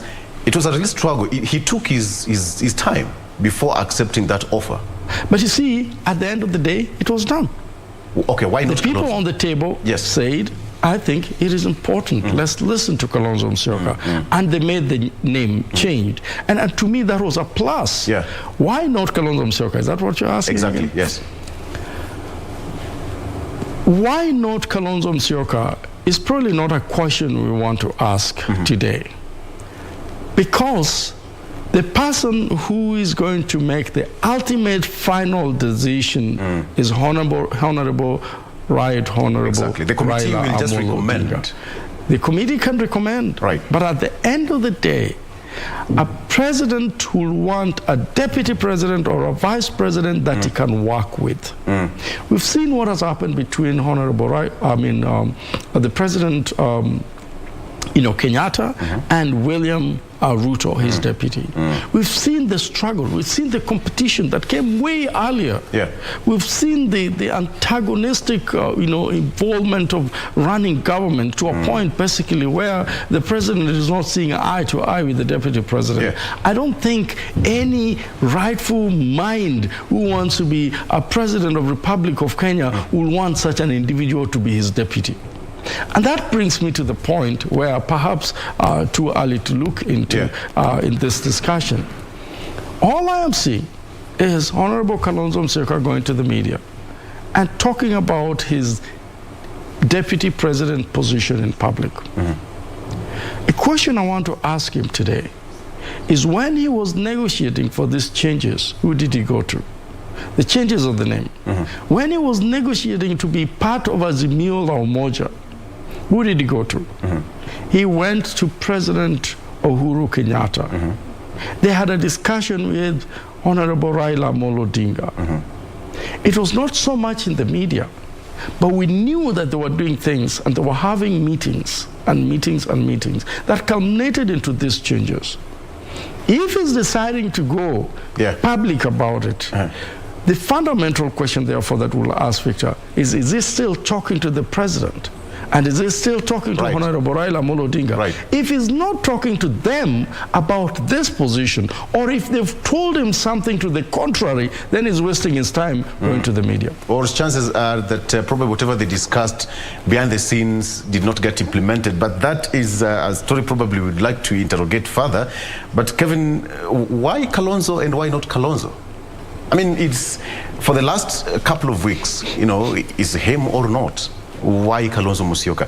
I would want us to go very quickly, just to, you know, on all the candidates, because we have got a number of them, but we are focusing on Kalonzo Musyoka, but later on we'll talk about these other candidates as well. But why Kalonzo Musyoka? Thank you, Victor, for that question. And I must agree with my senior, Michael, on the fact that if you look at all those running mates, Honorable Kalonzo Musyoka is the most qualified candidate to assist the Azimio la Umoja One Kenya Alliance presidential candidate to win the elections. Having worked with the Honorable Kalonzo before as his assistant, and I also currently work with him in his presidential secretariat, I can tell you for sure, and I agree with Michael, that Honorable Kalonzo Musyoka fits all the criteria of being not even the second in command, but the number one in command in this country. If you look at the factors which are being considered by the selection panel, for example, we should look at somebody who can deliver votes to Azimio la Umoja One Kenya Alliance. Secondly, look at his credentials. Having served as Kibaki's vice president, in 2007 up to 2013. You remember in 2002 he also worked with Raila and Kibaki in forming the Rainbow government. He has worked with Raila before. He has been a senior politician in this country, and all those years he has served as a leader. You have never heard of any corruption scandal or any manner of scandal associated with him. So when it comes to integrity, leadership integrity, he fits all those qualifications. When it comes to delivering votes to Azimio, he also has the capacity to deliver votes to Azimio. But what we are currently seeing is politics, whereby some people who are opposed to him are playing politics. And if, for example, you look at the Rio campaign governors, for example, who have always been opposed to him. And you know, when they signed the coalition agreement at KICC, immediately thereafter, you saw the Rio campaign governors going to the media and say, you know, we have been sidelined. And you know, Raila, in order to manage them, because those governors managed to also lobby other coalition parties so as to push Honorable Raila, so that they can also be considered in decision making. So Honorable Raila to manage them, he had to tell them that don't worry, we'll add some positions for you in the council, you can come and sit, in a way to manage them. But Honorable Raila himself knows that the person who will help him win the presidency is none other than Honorable Kalonzo Musyoka. Is it about the name or the numbers? Both. Kalonzo Musyoka's name is a national name. Anybody in this country knows who Kalonzo Musyoka is. If you go to Turkana now and mention Kalonzo, everybody knows Kalonzo. And also the qualification. Because, you know, we're looking at somebody who has been to a level of a vice president in this country. It is not easy. We are looking at somebody who has worked with Raila in 2013 and 2017, and they managed to get so many votes. In fact, according to some of us, we believe in 2013 and 2017 they won. But of course there were other factors, and we respect those factors. And we believe now that Uhuru's Jubilee is on board, Because you see, if we maintain the way it was before Kalonzo and Raila, and they worked together in 2013, and they got so many votes. Now having the backup of Jubilee, I believe should be a clean sweep. Yeah. And you see, Victor, I'm also seeing some hypocrisy by Jubilee members. Who are always, of course, trying to push the president into making sure that the running mate comes from Mount Kenya. The president was very clear. At some point, he said that the presidency of this country will not be an affair of two communities, the Kalenjins and the Kikuyus. He was very clear. What does that mean? Inclusivity. Yes, he meant that he is ready to have other communities in the government, and he said that when you saw Wiper and Jubilee signing the cooperation agreement. They discussed how they can work together. Yes. And in fact, Jubilee said that so long as Wiper is in government, it can be there to represent their interest. So when you see the likes of Sabina Chege going out there and talking all manner of evils against Wiper and the Wiper party leader, we wonder whose brief are they holding? As politicians, they say that's a friendly fire. Exactly, that's friendly fire. But I think they are also portraying the president as not sincere in whatever he says. And Victor, as I conclude, and I think it's important for us to note that the issue of running mate is very core. And from what Baiko has said, it's quite emotive. Very emotive. Why is it quite emotive at this particular point? Because it will determine who wins the presidency of this country. The running mate who Raila will pick or who Ruto will pick will determine if they win or lose. If you look even at the opinion polls, Raila and Ruto are on a neck-to-neck situation. And it will depend on which running mate they will pick. And you see when you see Wiper leaders saying that it is Kalonzo, no Kalonzo, no Raila. Yes. They have their right to say that. Because you see, Honorable Kalonzo represents a large following. More than almost 3 million votes is not a small number. Yeah, and if they push him and they tell him it is either you or nothing else, we have to respect their views. Yes. When you see these other smaller parties coming together, of course we respect them. Yeah, but they need to know that. They should look at the bigger picture. Honorable Kalonzo Musyoka formed a very formidable coalition, the One Kenya Alliance. And I agree with Victor, with Michael, when he said that there is a reason why Azimio is in the name of the coalition. Why the name was changed from Azimio Lomoja to Azimio Lomoja One Kenya. There's a very big reason. But then yes. Michael, we might not understand why, because the deal was signed and deposited with them and their trustees. We might not know the details, but then somebody would argue that Kalonzo Musyoka would want to give a chance to other people. He's been the vice president before, so this chance should be given to somebody else apart from him. Do you believe it's such an idea for him to take? I am not holding brief for Kalonzo Musyoka. Neither am I empathize with this situation. Yes. I just think that we are a very dishonest society. Even where we know very well that an individual is capable, an individual is able, where we know very well that an individual has served this country very well, where we know very well that an individual is also having an interest of becoming the president of the Republic of Kenya and is fought very, very hard for it, like Kalonzo Musyoka, that we still want to play tribal politics. This has to stop. Yeah. This has to stop. The most qualified person in this place, as we've said, with my friend here, is Kalonzo Musyoka, and I'm not holding brief for him. I'm looking at the votes he can bring. When you say that this thing has to go to Central Province, what you're actually saying is after Raila, we want the presidency in Central Province, and that should be very, very, very clear. I am not saying that it's wrong to go back to the Central Province, but then it negates the inclusivity idea that Azimio La Umoja was coming up with. Remember, this Azimio La Umoja was stemmed from the BBI constitution that was supposed to be changed. If that never took place, then we have to take another tangent. That's what the law requires, to either amend it, but before we amend it, who are the right people that we have around us? So I really think that this discussion Honorable Kalonzo Musyoka has realized that the discussion he's been having with President Uhuru Kenyatta doesn't seem to be going in the right way that they from where they began, because they began very well. And they called him a brother, and if there was a stalemate between him and Honorable Raila Odinga, who would run to the president, and it will be resolved. Now, why is it that now the president is having a cold shoulder on the matter of Azimio, and more specifically the deputy president, in the interest of Kalonzo Musyoka?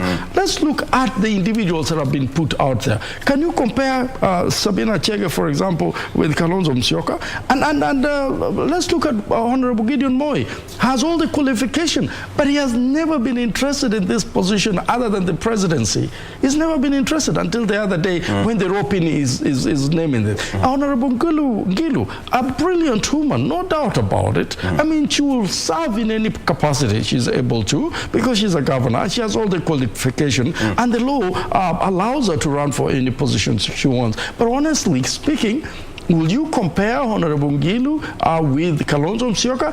Any day, Ngilu have said, this time you need to get it right, and has always been speaking about Kalonzo Musyoka. I've never drummed support for Kalonzo Musyoka like this, but I think the level of dishonesty in our political arena in this country must stop, so that people are able to look at individuals with their potential and say, this individual is able. Now, when it comes to this select committee, honestly speaking, there are a number of people there that you'll be wondering, do they even have the capacity to interview Kalonzo Musyoka for that reason? A man who has been a deputy president, do you mean that his star has been dwindling so much that he must be re-interviewed again? And if the star has been dwindling so much, why not tell him that, gentlemen, we don't want to embarrass you coming here. We don't want you to come here. But we've realized that your star, your political star, has dwindled so much, and therefore we will not pick you. Why do you want to shame him by saying, I don't want us to blame the president. Neither do we want to blame Honorable Raila Odinga.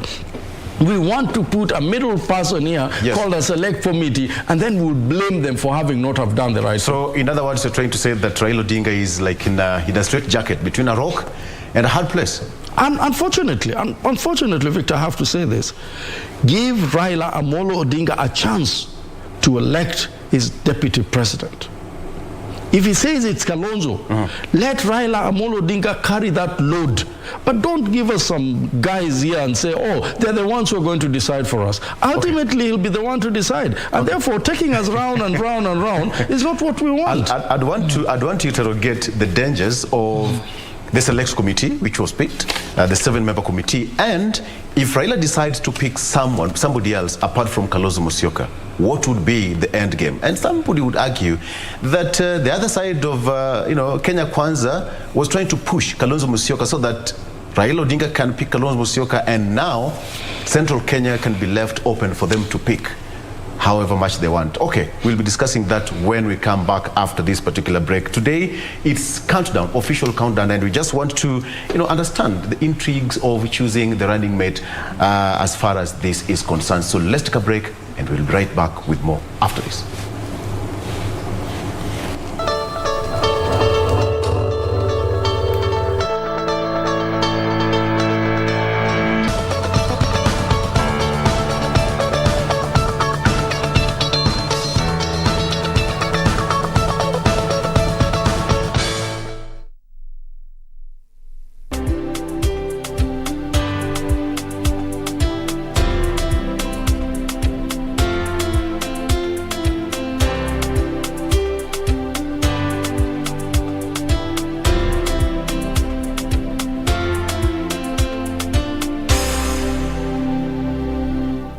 As campaign intensified for the upcoming general election, what does all this mean for you, the voter?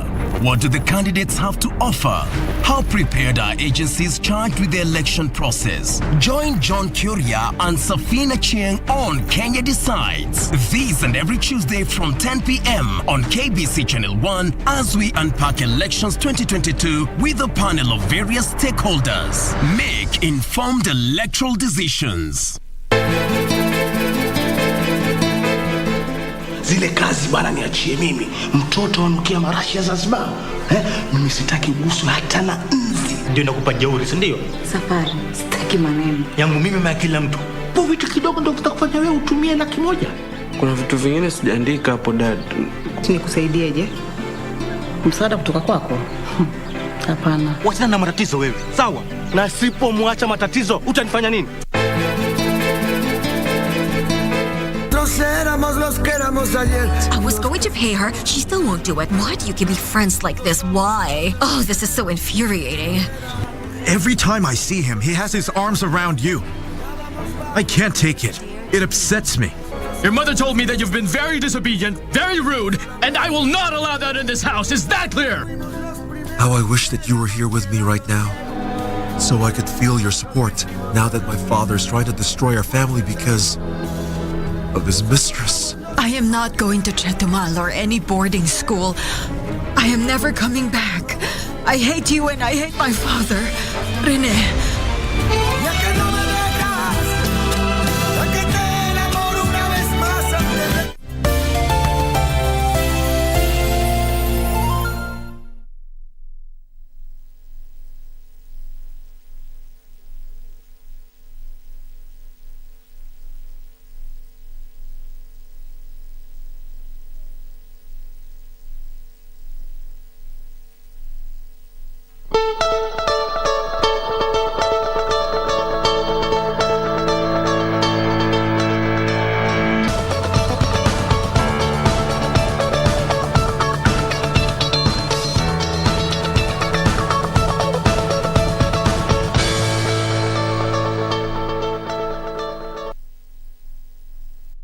And welcome back. It's still getting hotter.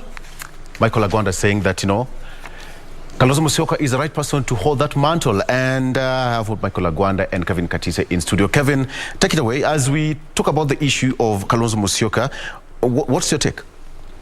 My take is that, and I will reiterate what I said earlier, and also echo what Michael Agwanda said, that Kalonzo Musyoka is the best running mate candidate to Honorable Raila Odinga. And the question you asked whether he can give a chance to someone else, he has done that before, several times. In fact, he was a worthy presidential contender, very worthy presidential candidate. And in the interest of selflessness, and also he said, I want to sacrifice my ambitions so as to ensure that this country gets correct leadership. And you saw what he said in Jacaranda when after they signed the Azimio coalition agreement. Yeah? And he said, from my heart, with a clean heart, I support Raila for the third time. So the issue of whether he can give the chance to somebody else, and the issue of whether, if he is not chosen, what next. And I think, Victor, we must also appreciate the fact that several politicians, and especially those in ODM and some in Jubilee, are politicizing this issue for no reason. When they should know that for Raila to win, he needs a worthy candidate, running mate who can support him. So in my opinion, if in Azimio la Umoja One Kenya, in the governing council, the President Uhuru Kenyatta is the chairman of that council, that automatically means Mount Kenya is fully represented. And believe you me, even though I have not seen the power sharing agreement, I believe Mount Kenya has a larger share, because Jubilee has a larger share in the Azimio government. Yes. Therefore, the issue of what next, I think, and you have not heard Honorable Kalonzo discuss on what next. Of course, when he is being attacked by some ODM and Jubilee members, you don't expect his troops to be silent. In fact, you have seen his troops also defending him. Kevin, in fact, from this list, if we talk about Mount Kenya, we have got Martha Karua. Yes. We have got Peter Kenneth, Sabina Chege. Yes. Peter Munya. Yes. Yes. So we have got 4 candidates from Mount Kenya. Yes. Based on what President Kenyatta said the other day, that and in the spirit of BBI, whatever they're trying to push, the case of inclusivity. Yes. The question is, what if Raila Odinga decided to pick somebody outside Mount Kenya? What would be the biggest risk in him winning or clinching the seat? Of course, the scenario and the perception being given by these leaders from Mount Kenya is that for Raila to be able to manage to take a large chunk of the Mount Kenya votes, yes, he must name his deputy to be from Mount Kenya. That's what they are trying to say. And if Raila, for example, decides to pick either of those, and we must also be alive to the fact that Kenya Kwanza has seriously penetrated Mount Kenya. UDA has seriously penetrated Mount Kenya. Yeah, of course, we have all the faith that President Uhuru Kenyatta would deliver Mount Kenya votes to Azimio. We have that, all that trust. But if Jubilee thinks that that is not enough, they should tell us why. If they still think, apart from the president being the chairman of Azimio, they also need a running mate, let them tell us why. Don't they believe that the president can deliver these votes? Yeah. So that they insist that there must be a running mate. I think it is high time, and I say this with all humility and respect to people from Mount Kenya, they should also try to avoid being selfish. Yeah, the president himself said we have to ensure inclusivity in our government, and he said it is not right for two communities to be ruling this country since independence. And that's why he said with a clean heart he supports Raila Odinga. So I believe in the interest of ensuring, and those who are genuine and they want Raila to win, even the likes of Governor Ngilu, even Governor Kibwana, yeah, Governor Mutua, yeah, Professor Makau, all those people, especially those from Mukambani, if they sincerely want Raila to win, to become the president, then they should know that the right candidate to support Raila is Honorable Kalonzo Musyoka. Okay, you know, one thing, Mike, is that it's quite interesting because we've not seen leaders from Mount Kenya seriously and pushing for a running mate for Mount Kenya. More so the ones aligned to Azimio la Umoja. We've not seen them pushing for a running mate position. All they're saying that we are behind Raila Odinga and we will make sure that we'll deliver the votes to Raila Odinga. But we've never seen them pushing so hard for the running mate position. Perhaps, are we able to conclude that Mount Kenya leaders have made peace with themselves that this time around it's not ours and it's going somewhere else, probably silently? Mount Kenya is aware that they will not have a president in 2022. That's they're aware? They're aware. Right. Because they do not have a presidential candidate that they can say is coming from Central that amounts to even being near a deputy governor. They don't have a deputy president. They don't have that. And they always know this ahead of time, before general election. We saw the Speaker Muturi trying to, run and seize the occasion, but it was too late into the game. He was very comfortable for a very long time, and when he realized that there was a huge vacuum, he tried it, but it was too late. And by the time he was out there, the only thing he could do was to join Kenya Kwanza. Yes. That, to me, is a hypocrisy that is in Central Province as well. Central Kenya, if you look at it today, yes, they are saying that they want a deputy governor, a deputy president. But who amongst them will want to be a deputy president while one of their top civil servants and politician, and that is Speaker Muturi, runs to Kenya Kwanza? That to me is a sign that indeed, however much you may want, Honorable Raila Odinga may want votes from Central region, he will not amount to more than 30%. The highest perhaps he can go is up to 35%. In fact, there's some analysts that are saying a mere 15% is probably what he will get there. Now the question therefore we need to ask, Victor, is that enough for you to get the deputy president? Is that enough for you to decide that the deputy president goes to Central Kenya? We know for a fact that Central Kenya, majority of them are going to vote for the deputy president, for the presidency. Now, let me come to the reality. The reality is these people normally speak with one voice, except some few people. The president might go out there and seek their blessing and seek their support, but it will also be too late. Remember that the president has promised to campaign with Honorable Raila Odinga in Central Kenya, I don't know for how many years, and he's never done that. And the question is, why is he not interested in going to campaign for him like he had already promised? I was in Nyeri, and there was a function there for Azimio la Umoja.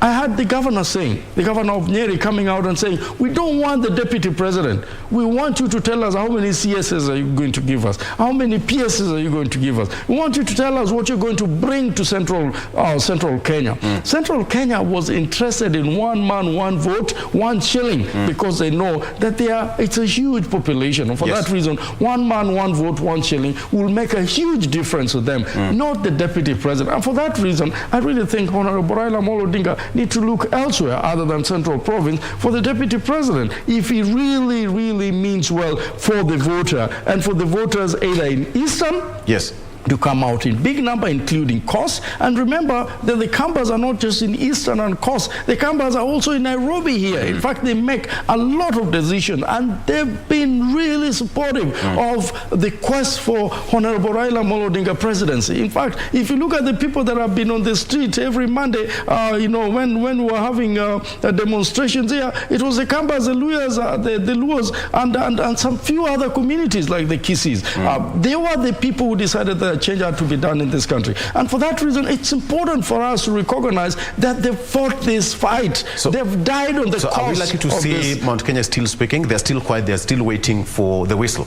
They know that if we were going to look for the votes to bring, basically to say that whoever becomes the deputy president must bring votes, they know that none of them will be able to bring as many votes as probably Wycliffe or Paranya in Western, as probably in Kalonzo Musyoka in the Eastern, and cutting across. Even in Mombasa, they will bring more votes, to Honorable Raila Amolo Odinga as a deputy president if he had one from Mombasa, than even Central, where they're saying they have to. We know for a fact that the deputy president has decided that him is going to get from Central Province. Why has he decided that he's going to get from Central Province, deputy presidents from Central Province? Because he knows he has votes. More than 50% of those votes will go to the deputy president. You have a right, and you will be allowed to get it. And remember that if the deputy president comes, Victor, the deputy president calls the shot. In our camp, which is Azimio la Umoja, One Kenya Alliance, there seem to be many players in this thing. Or you have the president with his council, or you have the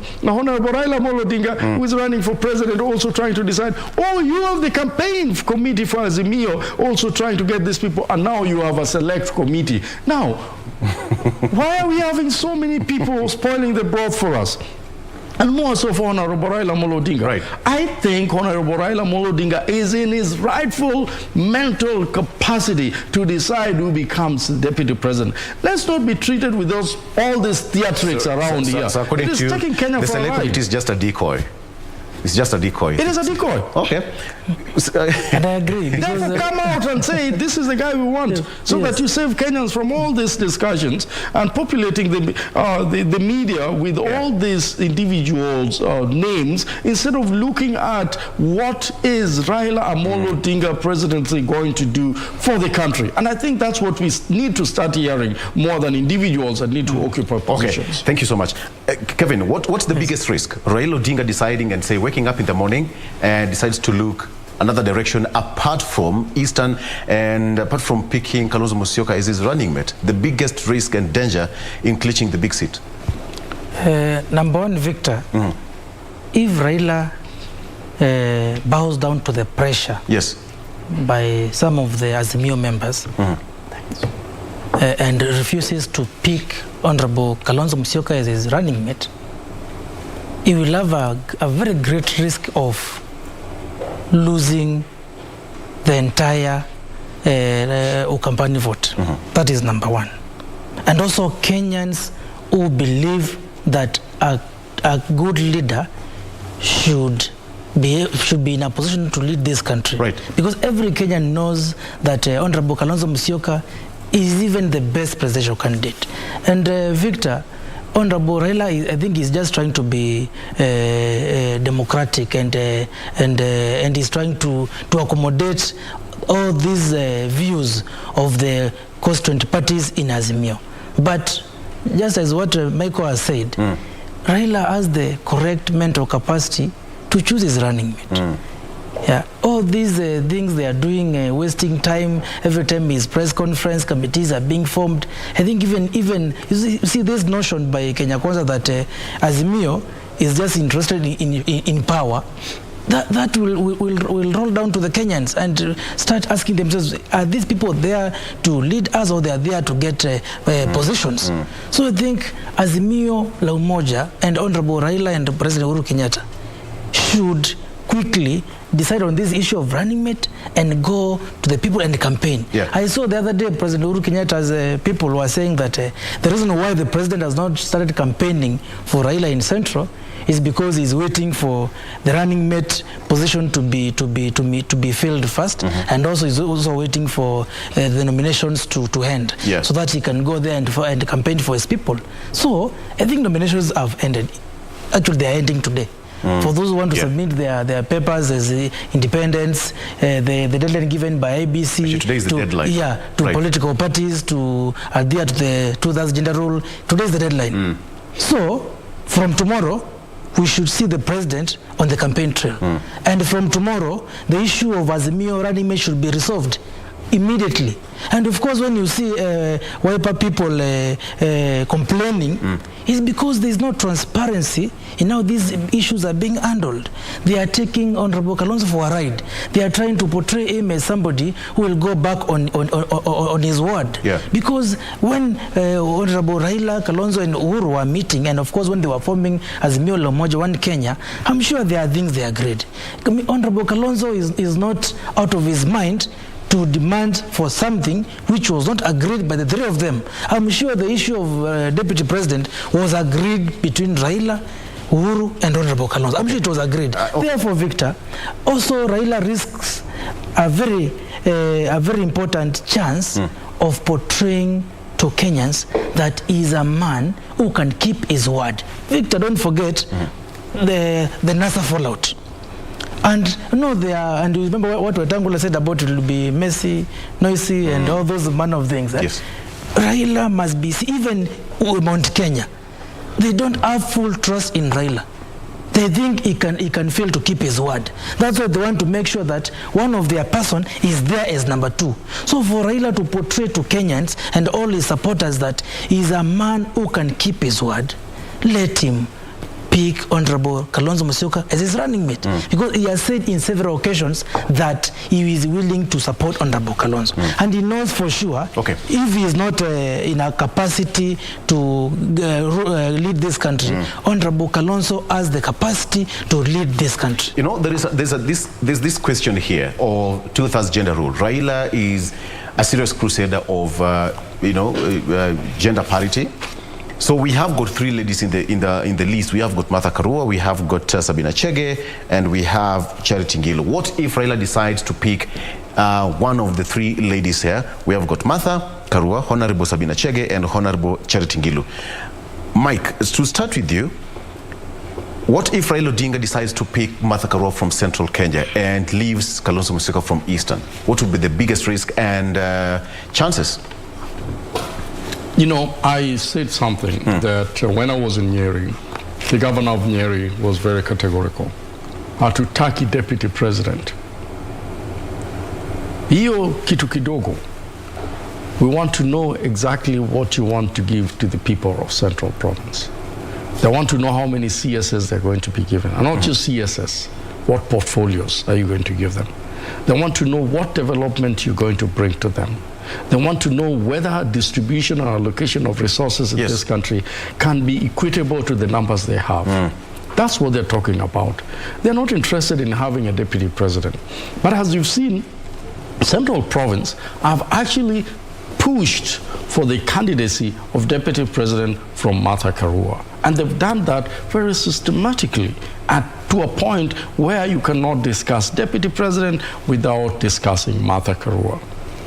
Is Martha Karua able to bring more votes in Central Province? I said that is questionable in the sense that the number that we have, about 30 to 35% that we already project that might be coming to Honorable Raila Odinga will not increase by the position of Martha Karua being the deputy president.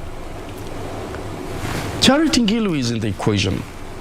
As I said earlier, capable of being the deputy president. Very, very capable. I'm not going to talk about Sabina Chege today. Because Sabina Chege, to me, I think she's just raising her status. She's just raising her bargaining power. She'll be in government because she supported Honorable Raila Odinga and his quest from Central Province. I'm also as one of leaders in Parliament, and she's really supported Honorable Raila Odinga when many people in Central Province were not interested. I don't think by supporting a mere support of a presidential candidate allows you to amount to a position of the deputy president. The two ladies that I've mentioned, and that is Martha Karua and Charity Ngilu, would stand a better chance to become a deputy president if they were looking for gender. Otherwise, they will still go for that individual that they think the president, Uhuru Kenyatta, wants to be a deputy president. I think it is high time Kenyans know that ultimately, if you give me a deputy president and you coerce me to have a deputy president, if I'm going to run for president, I know I'm going to win, I will accept. But that deputy president will have nothing to do with my government. We've seen what the deputy governors are doing in this country. They are like flower boys and flower girls. They have nothing. We've seen what has happened in the last 5 years between Honorable President Uhuru Kenyatta and William Samoei Ruto. It's very difficult for William Samoei Ruto to do anything because the president just said, no, you stay wherever you are. And so do not coerce Raila with the deputy president. And this I say to President Uhuru Kenyatta very clearly. Don't coerce him. Let him decide on who he wants. If he wants somebody from Central Province, let him pick it. And let him pick him at the earliest time possible. If he wants from Eastern, let him pick him. And then he needs to know the next stage you want to do is make sure that now you manage the other ones that you had also had high stakes in that position. Like, the individuals that we've bring them on the table and say, this is the decision I've made. But look, gentlemen, this is the position I have for you, and we'll make sure that you get it, so that they all support you. When you say that, it's now open that President Kenyatta is going to be the patron of One Kenya, Azimio la Umoja, One Kenya Alliance. He's the patron, meaning at the topmost decision-making organ of that arrangement, he'll be there. Yes. He'll be calling the shots. I agree. And he's bringing the Jubilee brigades with him to... Victor, I tell you, if they want this coalition to break within the next 6 months after the president of Honorable Raila Odinga, let them force him with all these positions. Because they say, but you guys forced me.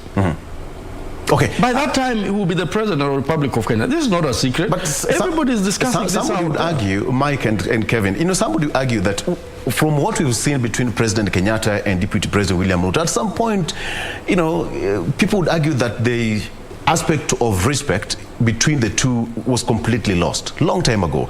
The president would say this, the next 1 hour you'd see the lieutenants of the other side of deputy president answering the president directly to his face. The aspect of friendship disappeared. So what's the importance of having this committee, first of all, if at all there is? What's the importance of having this committee? The issue of age gap between Raila Odinga and his running mate, can it also be a factor to be considered? All right?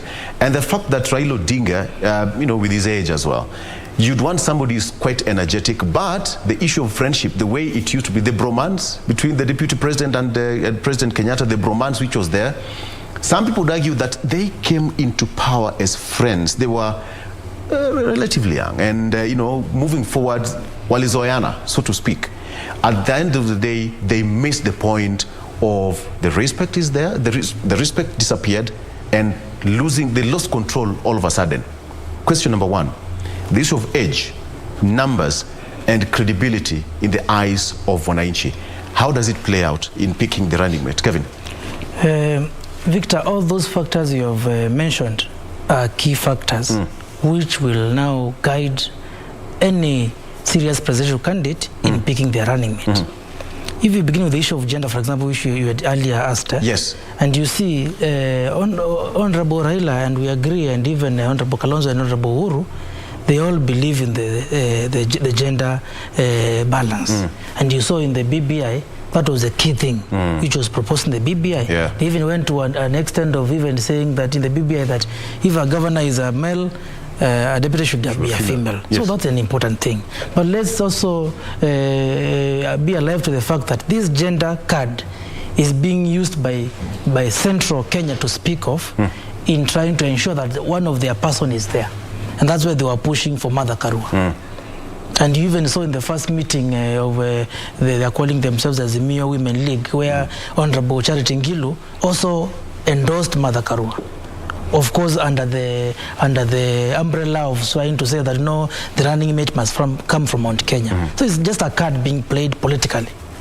The first question you should ask, you know, yes, Charity Ngilu fronting Mother Karua at the same time. Her name is on the list. Exactly. Right. And actually her name was forwarded to the list late.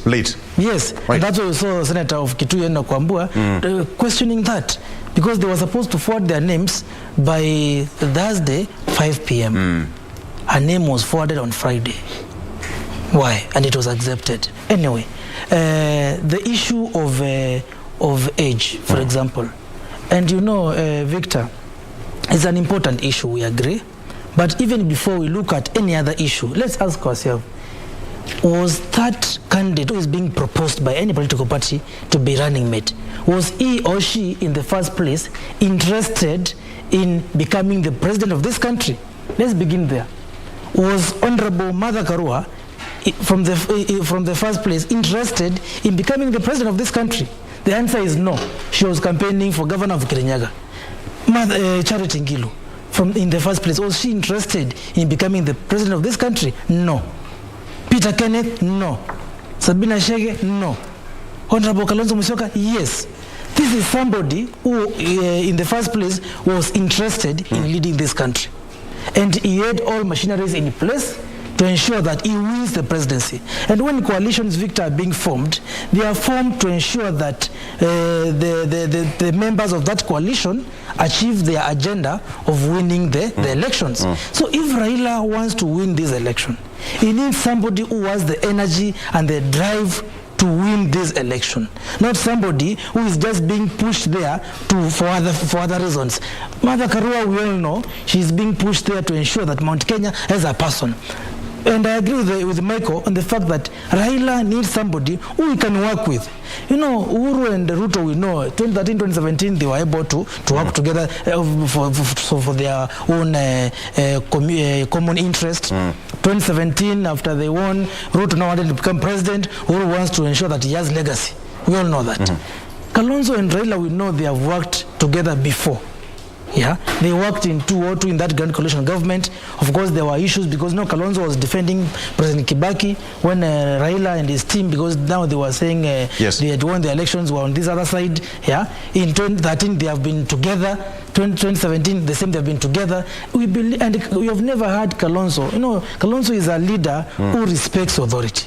When he was working for President Kibaki from 2007 to 2008 to 2013, you have never heard him disrespecting the president. He was there assisting the president, unlike Deputy President Ruto, who has been abusing the president. So I believe, Victor, as much as we look at the creation of this committee, and we all know that it has been politically created, we all know that, the meeting at KCC where they said, oh, it's okay, this issue of running mate, let's form a committee to ensure that it advises the presidential candidate. The issue of friendship and numbers, we all know that between all these candidates, between Mother, between Ngilu, and between Karua and Sabina and Kalonzo and Raila have been together for a long time. They are friends. What is happening now is just politics, whereby each person is fighting for their own cause. Kalonzo, of course, has the right to fight for his cause. So they are friends. Kalonzo has numbers. We all know that. You have seen what the entry of Governor Sonko has done in Mombasa. Right. They all know that Wiper there may even deliver that seat. That's why you can see Mombasa leaders are fighting Sonko on all manner of issues. So I believe, Victor, any serious presidential candidate must choose a serious deputy presidential candidate. And you have seen also in Kenya Kwanza, they have also been considering Mudavadi. Yeah. Because they know Mudavadi has been having the urge to seek presidency, and he has roots countrywide. But of course, you have also seen that they are keenly ensuring that they get somebody from Mount Kenya. All right. Therefore, so as to avoid all these manner of fights, I think Azimio, and this is my humble advice to them, let them not sort their issues in the public. Yeah, if you see, because Kalonzo is a serious partner, principal in Azimio. Okay. You see people, the likes of Sabina Shege, going to live television and talking all manner of things about Kalonzo. That is disrespect. You see people like the Narok senator going to media and speaking, oh, have you heard Kalonzo, or is people disrespecting Raila or President Uhuru? So I think it's high time that we only have 3 months to the election. And if we really want to win this election, Raila and Uhuru and Kalonzo, they must call their troops. And I agree with Michael that Raila, Uhuru and Kalonzo, they should sit down, resolve this issue of running mate and all other issues, even poor sharing. And even you know where Raila's heart is. Exactly. Okay, all right. Let's take a break. And when we come back, I want us to talk about the issue of, the independent candidates. It's a serious issue and something that probably we never saw coming. And how is it going to be? Give me a picture of all the houses, the Senate, National Assembly, the county assemblies, how it would look like a day or a week after the August 9th general election. We're taking a break. When we come back on the last segment of Eye on Politics after this.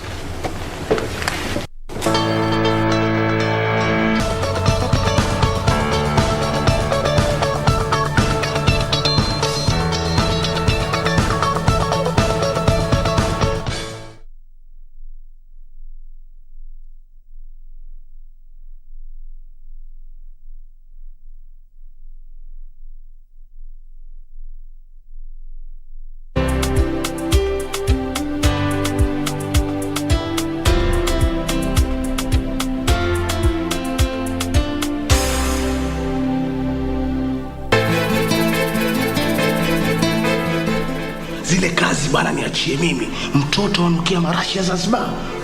Mimi sitaki ugusu hata na nzi. Ndio nakupa jeuri, si ndio? Safari, sitaki maneno. Yangu mimi na kila mtu. Kwa vitu kidogo ndio vitakufanya wewe utumie $100,000. Kuna vitu vingine sijaandika hapo dad. Nikusaidieje? Msaada kutoka kwako? Hapana. Wachana na matatizo wewe. Sawa? Na sipomwacha matatizo utanifanya nini?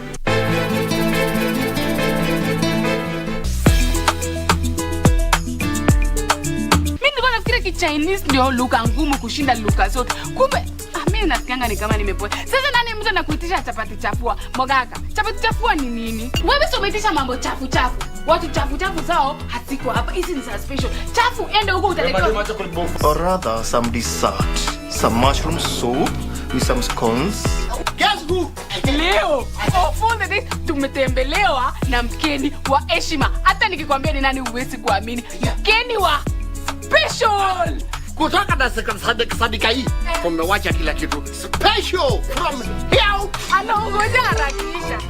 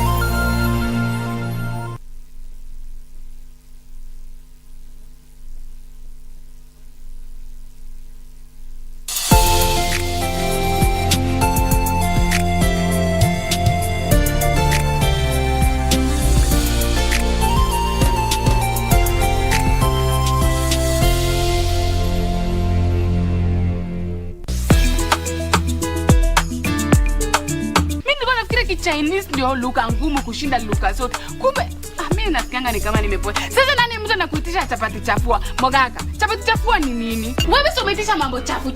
Watu chafu zao hatiko hapa. Hizi ni special. Chafu ende huko utaletewa. Or rather some dessert. Some mushroom soup with some scones. Guess who? Leo. For the day tumetembelewa na mgeni wa heshima. Hata nikikwambia ni nani huwezi kuamini. Mgeni wa Special. Kutoka dakika sadika hii tumewacha kila kitu. Special from here. Anaongoja harakisha.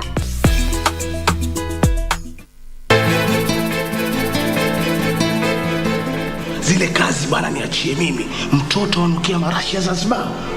Mimi sitaki uguswe hata na nzi. Ndio nakupa jeuri, si ndio? Safari, sitaki maneno. Yangu mimi ma kila mtu. Po vitu kidogo ndio tutakufanya wewe utumie 100,000. Kuna vitu vingine sijaandika hapo dad. Nikusaidieje? Msaada kutoka kwako? Hapana. Wachana na matatizo wewe. Sawa? Na sipomwacha matatizo utanifanya nini?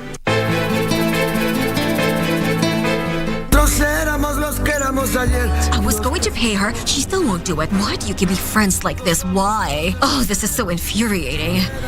Every time I see him, he has his arms around you. I can't take it. It upsets me. Your mother told me that you've been very disobedient, very rude, and I will not allow that in this house. Is that clear? How I wish that you were here with me right now, so I could feel your support now that my father is trying to destroy our family because of his mistress. I am not going to Chetumal or any boarding school. I am never coming back. I hate you and I hate my father. Rene.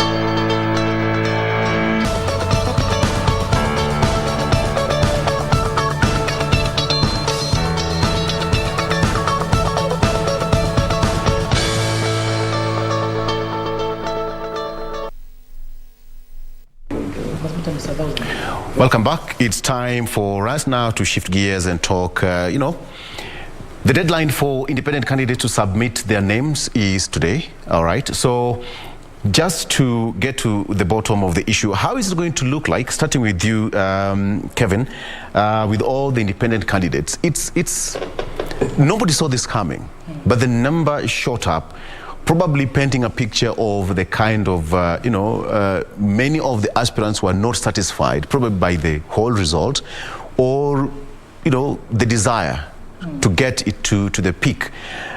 IBC probably did not see this coming.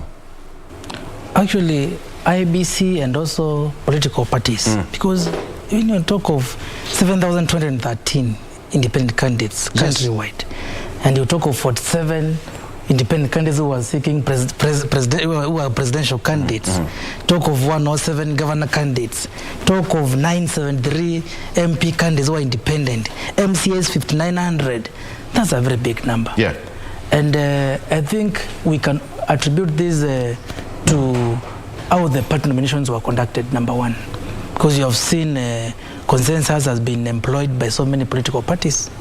Maybe in those consensus, several candidates were not satisfied, or maybe several candidates had the reason to believe that they will not be preferred. Because if you talk of, you can't compare party loyalty to popularity.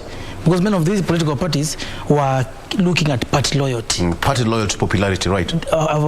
Forgetting to look at popularity. And you may be shocked to see many independent candidates winning these seats. And under Article 38 of the Constitution, every Kenyan has the right to participate in an election. And Victor, that's why I came with my constitution today, because I want to defend these people. When you see IBC coming up with unreasonable conditions and restrictions, it is worrying. Article that 81 or that 83. The 3C is very clear that every adult citizen has the right, without unreasonable restriction, to be a candidate for public office or office within a political party of which the citizen is a member, and if elected to hold office. IBC has bring this, according to me, it is very unreasonable, asking a candidate to give a copy of ID of all the people who have nominated them for that position is unreasonable. If, for example, a presidential candidate needs 48,000 people to nominate him, you expect that candidate to attach IDs of those 48,000 people. A governor needs 2,000, a senator needs 2,000, an MP needs 1,000, an MCA 500 signatures. And now they need all those photocopies. I have keenly looked at the Elections Act, Victor, Article 32 and 33. I've also looked at the Political Parties Act, which has been amended, Article 33. Look at Article 99 of the Constitution. There is nowhere where that requirement has been clearly stipulated. Why is IBC being unreasonable? And it is very suspicious because after Honorable Musalia Mudavadi created this suspicion that all these independent presidential candidates are there to be used by Azimio to steal elections from Kenya Kwanza.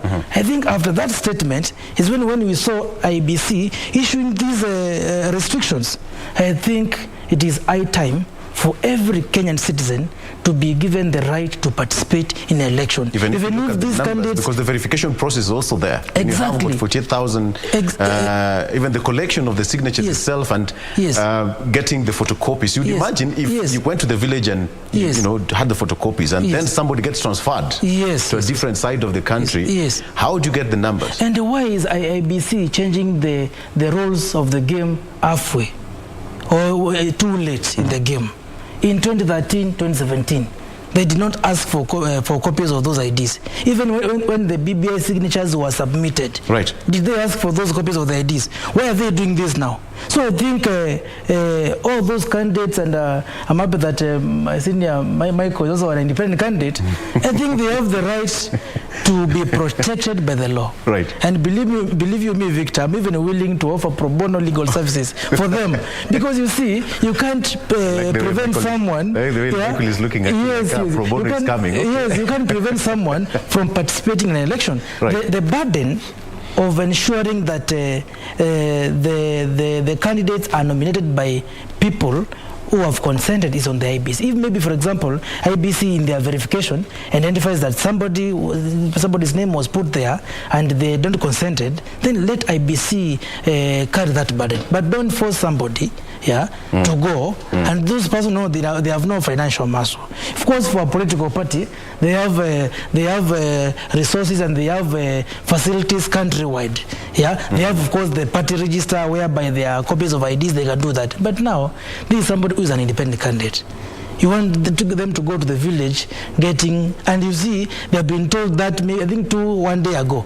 So how do you expect them to do that? So I think, and Article 10 of the Constitution just say that for you to be an independent candidate, you should not be a member of any political party, and you should have resigned from any political party 3 months ago. I'm sure today, being the 9th of May, is 3 months to the general election. If somebody has resigned by today and they have submitted their symbol and their name, they qualify. Issue of now them annexing the IDs of the people who have nominated them, I think it's an unreasonable restriction being imposed by IBC. And number 3, Victor, the reason why we are seeing all these large number of independent candidates is because it's a constitutional right for you to participate in elections. And if you have all the reason to believe that this party will not advance your agenda, you have the right to participate in that election. And believe you me, in the next parliament, or the next group of leaders, you will see that many of them will be independent candidates. And of course, you're also seeing some of them saying, I am independent, Wiper or independent or DM. They are trying to also say they are aligned to these political parties which are popular in their region. So I think for there to be democracy, let IBC uphold the rights of these candidates. And also, of course, I agree, Victor, that also proper verification must be done to avoid unnecessary burden on the electorate. Because Michael is here and he is running as an independent candidate. Michael, have you met the required procedure and requirements by the IBC yourself? Great. Thank you so much for asking me that question. This is on behalf of all the independent candidates across the country, of course. I am an independent candidate in Dewa Parliamentary. I'm asking Dewa people to vote Michael Agwanda because of his track record, but not because of the party or because that I came with independent. One of the requirements, a few requirements that the independent candidates are asked to meet is, one, you should have resigned from your political party. If you are in any political party they are in previously. Then you need to proceed to the registrar of political parties, and you need to get a clearance from them, a letter showing that you want to run as an independent candidate to the IEBC. But before that, you also must present your symbol to the political party, the office of political party, and then for your symbol, so that they say this symbol doesn't look like any other symbol, whether political party or any other independent. Upon which then you proceed to IBC and apply to be a candidate and for whatever position you want to. This deadline though has passed.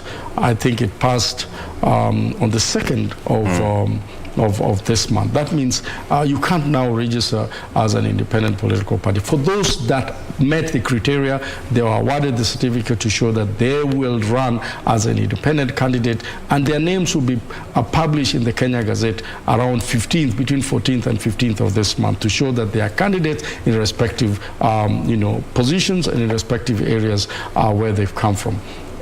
But as my friend here has said, Kevin, that there's a requirement that for parliamentarians, or if you're running for parliament, you as an independent candidate, you're required to have at least 1,000 signatures. Yes. And in addition to that, you must have photocopies of those 1,000 signatures.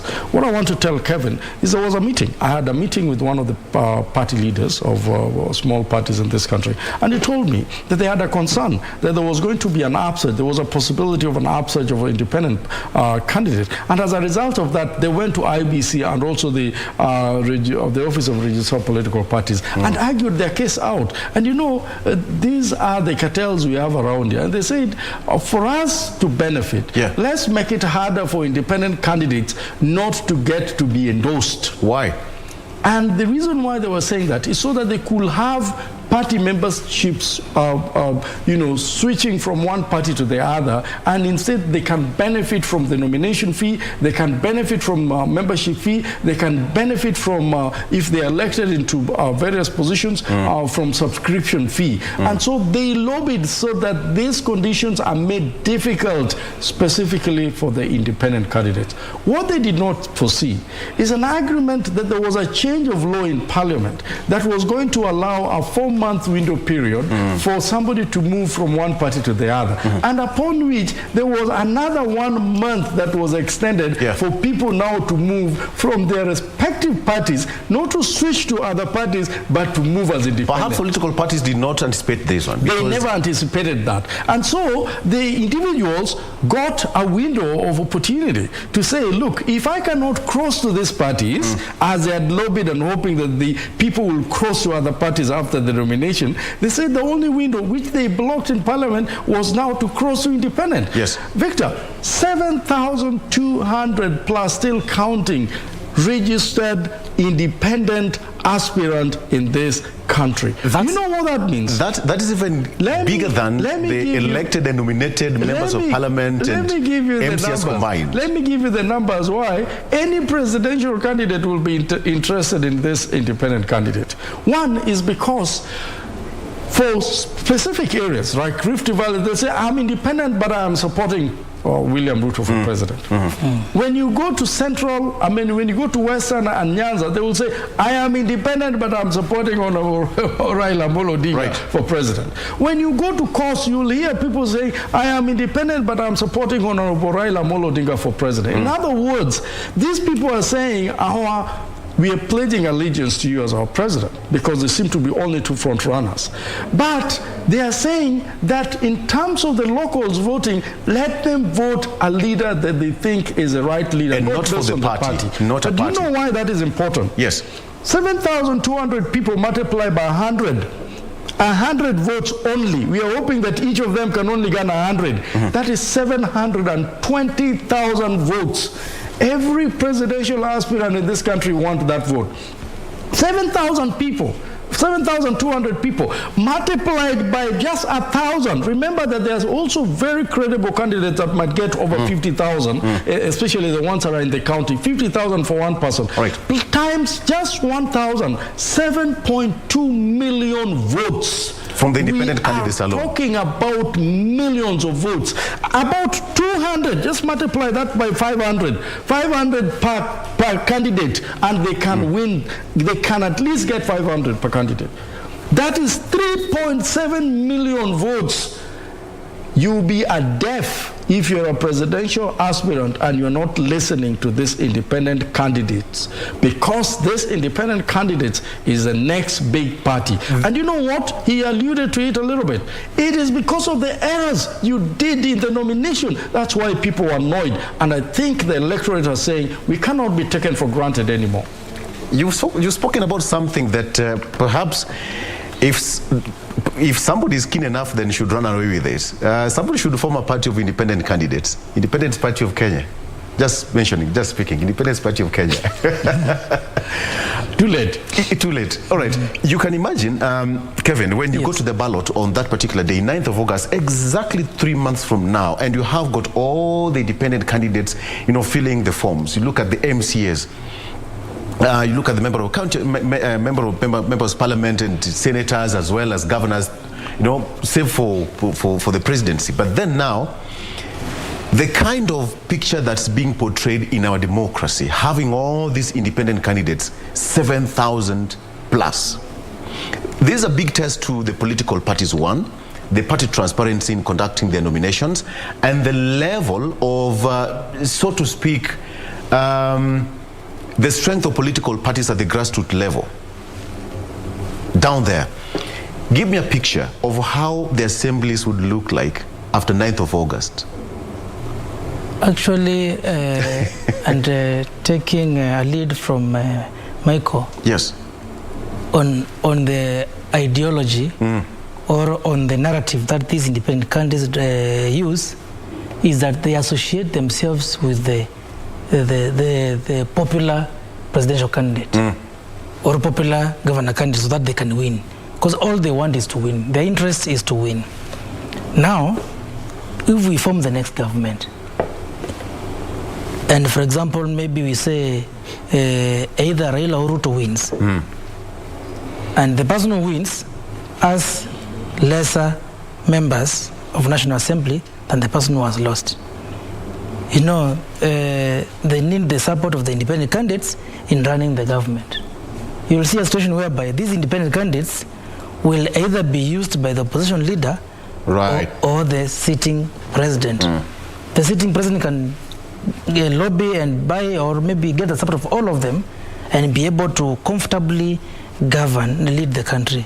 Or the opposition leader, if he manages to get all their support, they can frustrate the sitting president.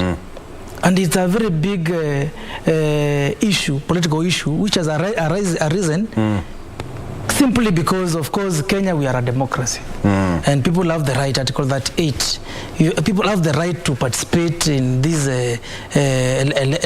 election process. So they have the right. So the force of independent candidates should never be wished away. It should not be wished away, and I agree with Michael's analysis. Yes.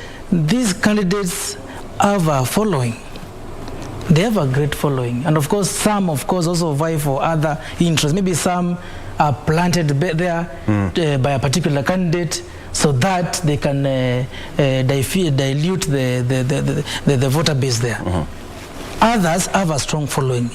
Anybody who will underrate Governor Kidero in Omabe will be making a big political mistake by ODM.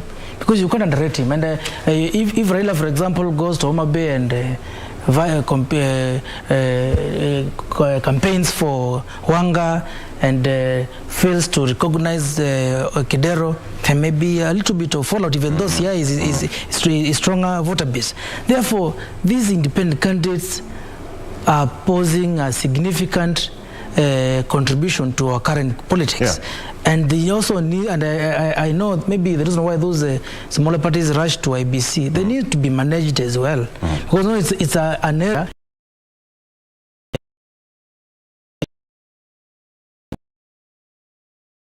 Before there were very few independent candidates. Yeah. But now with the large number, and even our RPP is not even able to also manage all these people. I don't know how they make sure that a symbol has not been used twice, for example.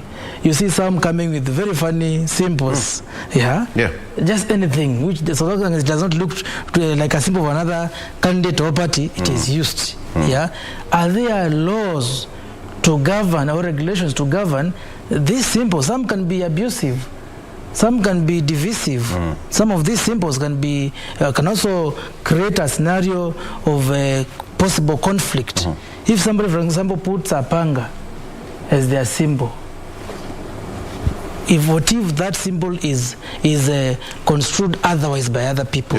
So I think as these political issues emerge, law should also be enacted to govern, because it is true these independents must be regulated. There must be proper law, and if Parliament wishes, they can have Independent Candidates Act, which now should manage how they should operate. And I agree with you, somebody can take advantage of these independent candidates and call them a party. Of course, there is no way they can become a party, but they can form their own coalition. They can form their own coalition. They can form their own coalition. And also, there's another question, Victor. Yes. And so many, and I've been asked these questions by so many candidates, is whether can, for example, a presidential candidate nominate an independent candidate to be their running mate? Another question is, can a governor candidate nominate an independent candidate to be their running mate? You see, the law is not protecting independent candidates, because what the law says is that a president and the deputy president or the deputy governor must have the same qualification as the president or governor in that matter. So if somebody is an independent, what happens to that person? And this governor or presidential candidate has the right to nominate anybody. But you see, the law puts a scenario whereby for you to be a running mate, you must be in the same party or in the same coalition as that particular candidate. So you can't, so a president cannot pick an independent candidate. Maybe there is a stronger independent candidate here, but the law is barring that person from being nominated. And you see, independent candidates cannot enter into coalitions. Also, the law must be amended appropriately to ensure that also independent candidates can participate in coalitions, because they also have their own following and they have their own right as Kenyans to fully participate in the election process. All right, these are discussions that I will want us to talk about sometimes next week, because this week the verification process will begin today after the deadline, the verification process, and the date of submission ends today for all the independent candidates, and it's going to be an interesting week as far as that is concerned. But Michael, I want to give you, actually we are running out of time, but I want to give you just 1 minute. Now that you are an independent candidate and you are on line of the crossfire, that particular day, 9th of August, and you find your name on the ballot, and you find your name taking that oath that you swear, and so help me God. Give me a picture on how people of your constituency will be.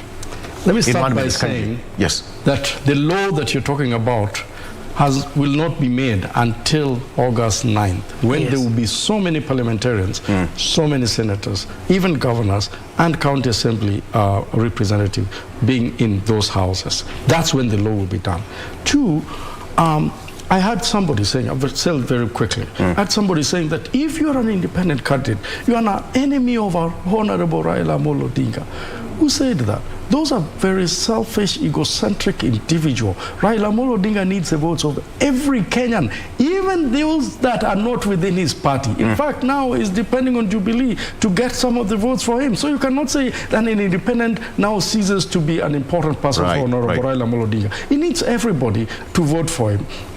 On that day, on the 9th, and I know I won in the nomination, and that is how I moved to independent. And my nomination was given to an incumbent member of parliament. I have facts to that. I took him to the tribunal and we went through this. I know the numbers I got. That is why then there were people told me, come back, we will give you the votes and not the party for that reason. That day we will prove to the world that for the first time in this country, Kenyans are deciding to elect their own, not people that are appointed by party cartels. And I am saying this with great authority. In these cases, it is not Honorable Raila Amolo Odinga that rigged an election, an election in the primary. It is the cartels that were given money by aspirants that they decided to look the other way and left the popular candidates. It will be a proof and a vindication for those that have been saying that the independents are there just to serve their interests. The people will show parliamentarians that Kenyans can decide. They will show the Senate that Kenyans can decide through the independent candidate. And I know I will win. They will give me their votes and we will win. And we will now form a coalition and change this constitution so that everybody that is allowed to run will be allowed to run without being victimized as an independent candidate. Final award from Michael Agwanda, aspirant in the constituency and independent candidate, as well as political analyst for now, all right? There were people, you have him, you heard it, what he said on the show, as well as Wakili. But an advice to IBC. Yes.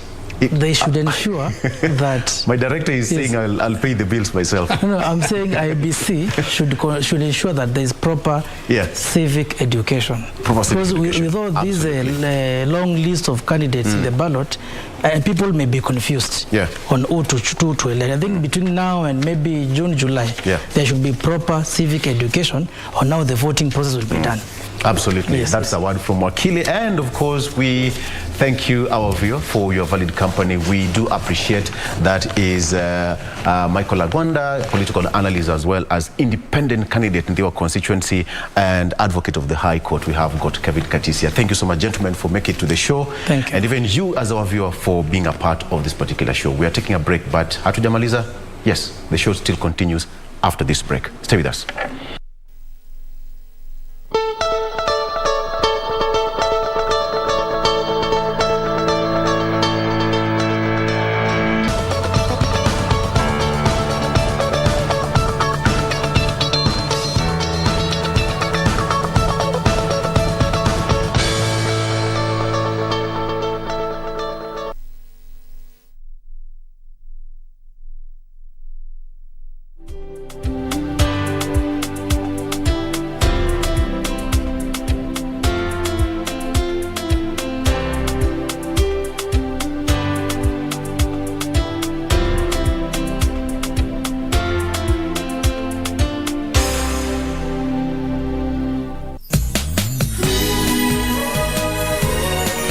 Mom's first daughter died long ago.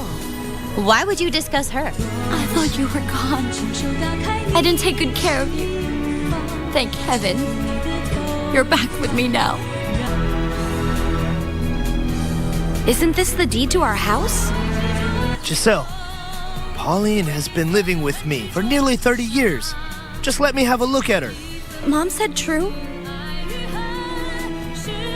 Yes. So what? Dad, then that's all your fault. You kept it from Mom all these years, right?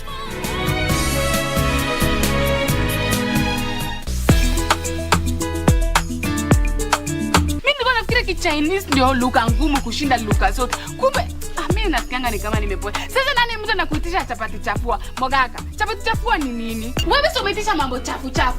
Watu chafu chafu zao haziko hapa. Hizi ni special. Chafu ende huko utaletewa. Or rather some dessert. Some mushroom soup with some scones. Guess who?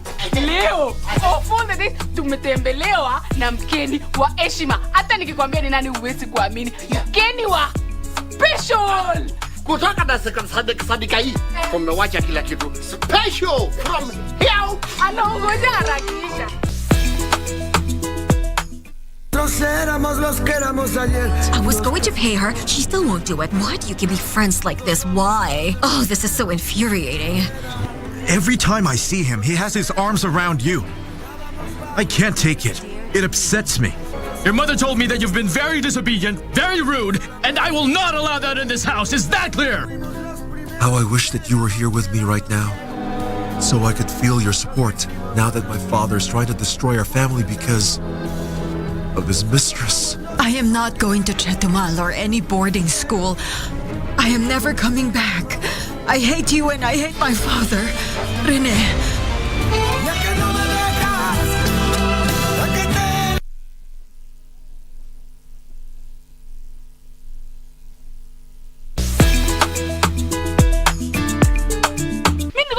Chinese ndio lugha ngumu kushinda lugha zote. Kumbe mimi nasikianga ni kama nimepoa. Sasa nani mtu anakuitisha chapati chafua? Mogaka, chapati chafua ni nini? Wewe sio umeitisha mambo chafu chafu.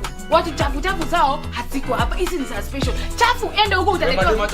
Or rather some dessert. Some mushroom soup with some scones.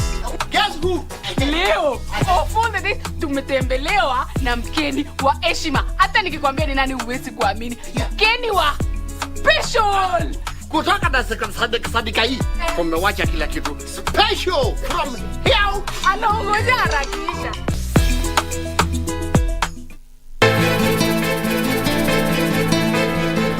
Zile kazi bana niachie mimi. Mtoto anukia marashi ya Zanzibar. Mimi sitaki uguswe hata na nzi. Ndio nakupa jeuri, si ndio? Safari, sitaki maneno. Yangu mimi na kila mtu. Kwa vitu kidogo ndio kitakufanya wewe utumie 100,000. Kuna vitu vingine sijaandika hapo dad. Nikusaidieje? Msaada kutoka kwako? Hapana. Wachana na matatizo wewe. Sawa? Na sipomwacha matatizo utanifanya nini?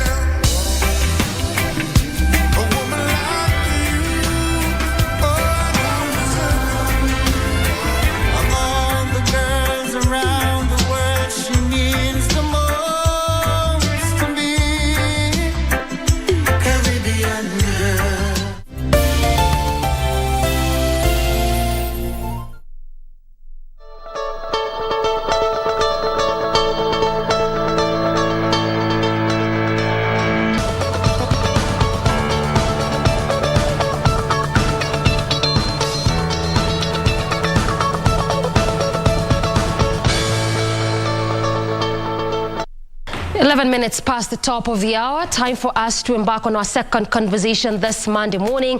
Our focus being on World Environment Day, just to track the gains that have been made so far, as well as explore some of the challenges and the loopholes that still exist when it comes to the conservation of our environment. My guest is already here, Felix Kimani, who is a project director at Lavington Eco Rotary Club. He'll be helping us unpack this conversation all together. Karibu sana to the program. Asante sana, nashukuru. Asante. Yes. All right, before we get to the whole aspect of environment, let's just start by first understanding the Rotary Eco Festival. Will be happening between the 3rd and 5th in culmination towards the World Environment Day. Correct. Talk to us a bit about that.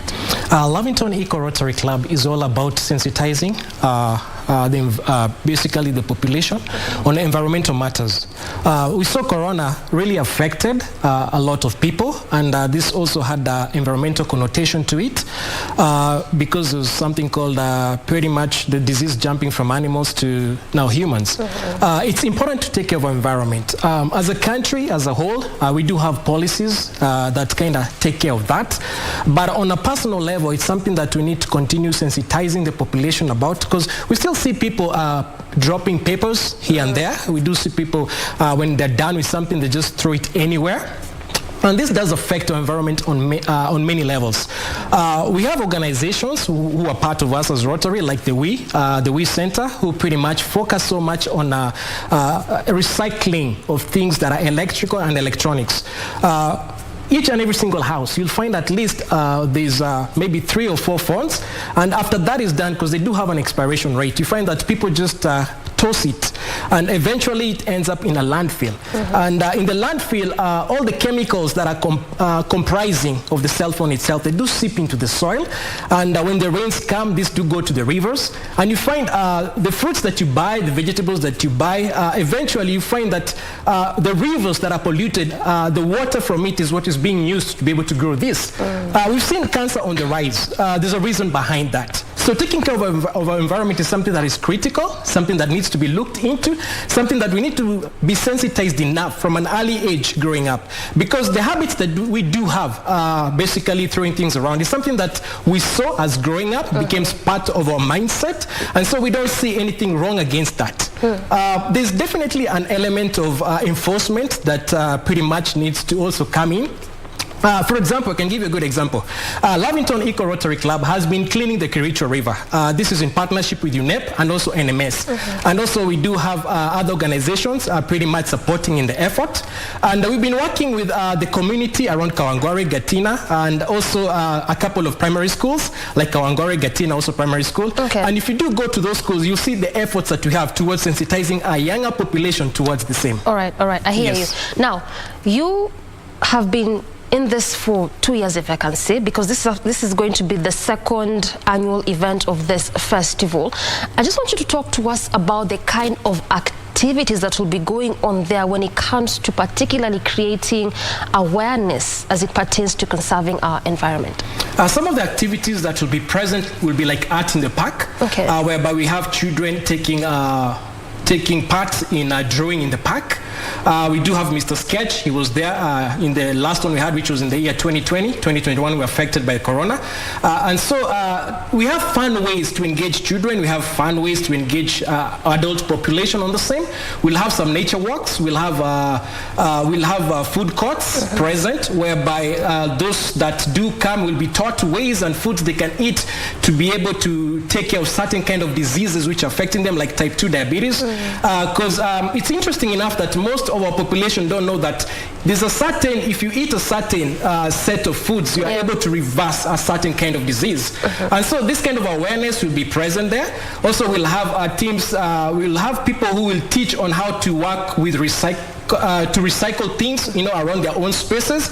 We do have people like Fun Kids who've been taking care of that recycling aspect, creating furniture using recycled materials. So we're going to have a lot of activities. There's going to be movie in the park. There's going to be music in the park. We'll have Ghetto Classics. Last time we had Ghetto Classics. And Ghetto Classics, this is a group of young men and women also from different informal settlements. They started off from Korogosho, and basically the kind of music they play will wow you. And this emphasizes that we've been working with the youth towards working with them to be able to sensitize the population around the same. All right, so clearly there's going to be a lot of activities taking place. Now, you just mentioned something, and I want us to explore it a bit, that there's actually some foods that you can eat which can reverse certain diseases, but it's a chain. In terms of this food you can eat for better health and for better environment. How does this boil down to the environment in terms of what I eat for my health? What you eat does affect your health. There's no question about it. Yes. What happens also is we've been having a lack of linkage between what you eat and agriculture you practice. And so we have an organization which is part of Lavington Eco. It's called Gordon. And they've been working also with the Ministry of Education in trying to redesign the curriculum around agriculture in such a way it provides a linkage to the nutrition aspect. Right. From an early age, if you're taught if you eat this, then this will be the result, or if you have this kind of disease, you can be able to be prescribed by a dietitian, nutritionist, a doctor, this kind of food, eat this number of days, and then this will reverse this against taking medicine on a similar manner as a prescription. And this is also pretty much cheaper for the population, because you see, like type 2 diabetes, it's kind of costly to many people. Yeah. So these are just some of the things that will be featured, educational aspect during that event. So it's interesting that yes, we are an agriculture country, but we do the linkage between what you eat and what is grown. There's a lack of linkage there. So during the EcoFest, there'll be that booth that will pretty much walk people through that whole session. Yes. Well said, well said. Now, Felix, 1974 is when we actually had the first event for the World Environment Day. When you track down, this is like, what, 48 years later? From your perspective as someone who's really so much has heart on matters of environment, what would you say are some of the gains that we've made as a globe, and then narrowing it down to us as Kenyans in terms of conserving our environment? One thing I'm grateful about our government is we're on top of that. All right. The reason I say we're on top of that compared to so many other countries in Africa and also across the globe, we were the first country to be able to effectively ban plastic, which is commendable. It's truly commendable. We are the only country that has a national park within a city. That shows how much we as a government are conscious about that effort. The appointment of Our Excellency into the Committee of African Heads on Environmental Matters, that is President Uhuru Kenyatta. The other day when it was from South Africa to Kenya, the seat was pushed. It shows how much as a government we are ahead in terms of those matters. Right now, Rotary Club itself, we have something called the Million Tree Campaign. That is plant 1 million trees towards what the government effort is 10% of our land should be covered by trees. There are many ways this can be tackled from a personal level. We all eat fruits, but we need to be conscious that the fruit that you eat has a seed, and the seed that you have can be planted somewhere. It's interesting to know that a tree takes about 40 to 50 years to absorb at least 21 kilograms of carbon. Right now, as a world, also as a country, pretty much because you're part of it, we're trying to come back to zero carbon, which means absorb as much carbon from the air as possible and put that carbon back into the soil. So which means whatever oxygen we are consuming at the moment is because of a tree that was planted 40 or 50 years ago. And considering that the population is about heading to close to 9-10 billion. There's a dangerous aspect if we do fail to plant trees right now. Rotary Club has a million tree, as I said, campaign whereby we do partner with schools, communities to plant trees. And we have trees that we are availing for free. There's no cost to it. Because some people will say as a Rotary Club. So it is in every single locality, every single region, every single county, you'll find there's a Rotary Club. So it's easy for churches to reach out, to partner in that effort, and this will help in what we call carbon sequestration, which is absorbing the carbon and putting it back into the soil. We need to green as much as possible. So clearly, at least there's some gains we've made as a globe and even entirely as a country. You mentioned the 10%, and again, also this reminds me that when we were celebrating the World Forest Day in March of 21st, there was still again that conversation of we want to plant at least of 10%. Is it by the next year? And one would wonder, what is this conversation surrounding 10%, so to speak, when it comes to planting our trees and the forest cover? And also that's what I want you to just talk to us about. Remember that you're just trying to navigate the whole aspect of the World Environment Day, and my guest is here talking to us, that is Felix Kimani, just talking to us about matters environment. Since this day was first celebrated as a globe in 1974, we're looking at 48 years later. How far have we reached in terms of conserving our environment? This is as an entire globe, and even just narrowing down to our country as Kenyans. Do we even understand the importance of protecting and conserving our environment? We keep talking about our forests, that we need to ensure that we take care of that. We need to plant trees. But oftentimes you would see us just do that when we are about to celebrate that day. For instance, when you're talking about the World Water Day or the World Forest Day, that is when we're planting these trees. But just going by what Felix is telling us, it's clearly important for us to do that. We're talking about us banning plastic bags, as he's mentioned, but you would agree that you wouldn't just be walking on the streets and you wouldn't miss particularly traders, and mostly the small and even the medium-scale traders, selling us items on this plastic bag. So clearly, what are some of the missing links, even when it comes to this? We know that as a country, we banned that in 2017. Other African countries, in fact, over 30 African countries, including South Africa, Rwanda, have also banned plastic bags. But what exactly is the implication of that? Did we even understand the importance of that in the first place for us to even get to a point where 5 years later we are still using that? He's just talked about the issue of throwing litter around. Do you understand as a Kenyan how that might affect you and I in the near future, particularly when it comes to conserving our environment? So this is just what we are trying to navigate even as we prepare for the World Environment Day, which is coming up on the 5th of June. In fact, just like around 3 weeks to then. That is just what we are trying to see. Yes, talked about those gains. We'll also explore the failures as a country and even as a globe, exactly what we need to do to perhaps bridge that gap, because at the end of the day, a good environment for you and I is a better living place for you and I. So Felix, just before we try to work on your mic, we're talking about that 10% forest cover, and what I was trying to understand is that a good number of Kenyans might wonder, particularly even me, why are we talking about the 10%? Why can't we make it 20%, 30%? I mean, we understand how important trees are. You've just told us of how it takes long, for them to even grow to that maturity, to a point whereby it can benefit you and I. So why are we talking about 10% forest cover? At the moment, we have to be realistic. All right. We have a culture that is not conscious of that. And baby steps are always important when you want to achieve something. So 10% is something that is just a number that was put, that was more applicable, more sensible in terms of being able to measure up to that.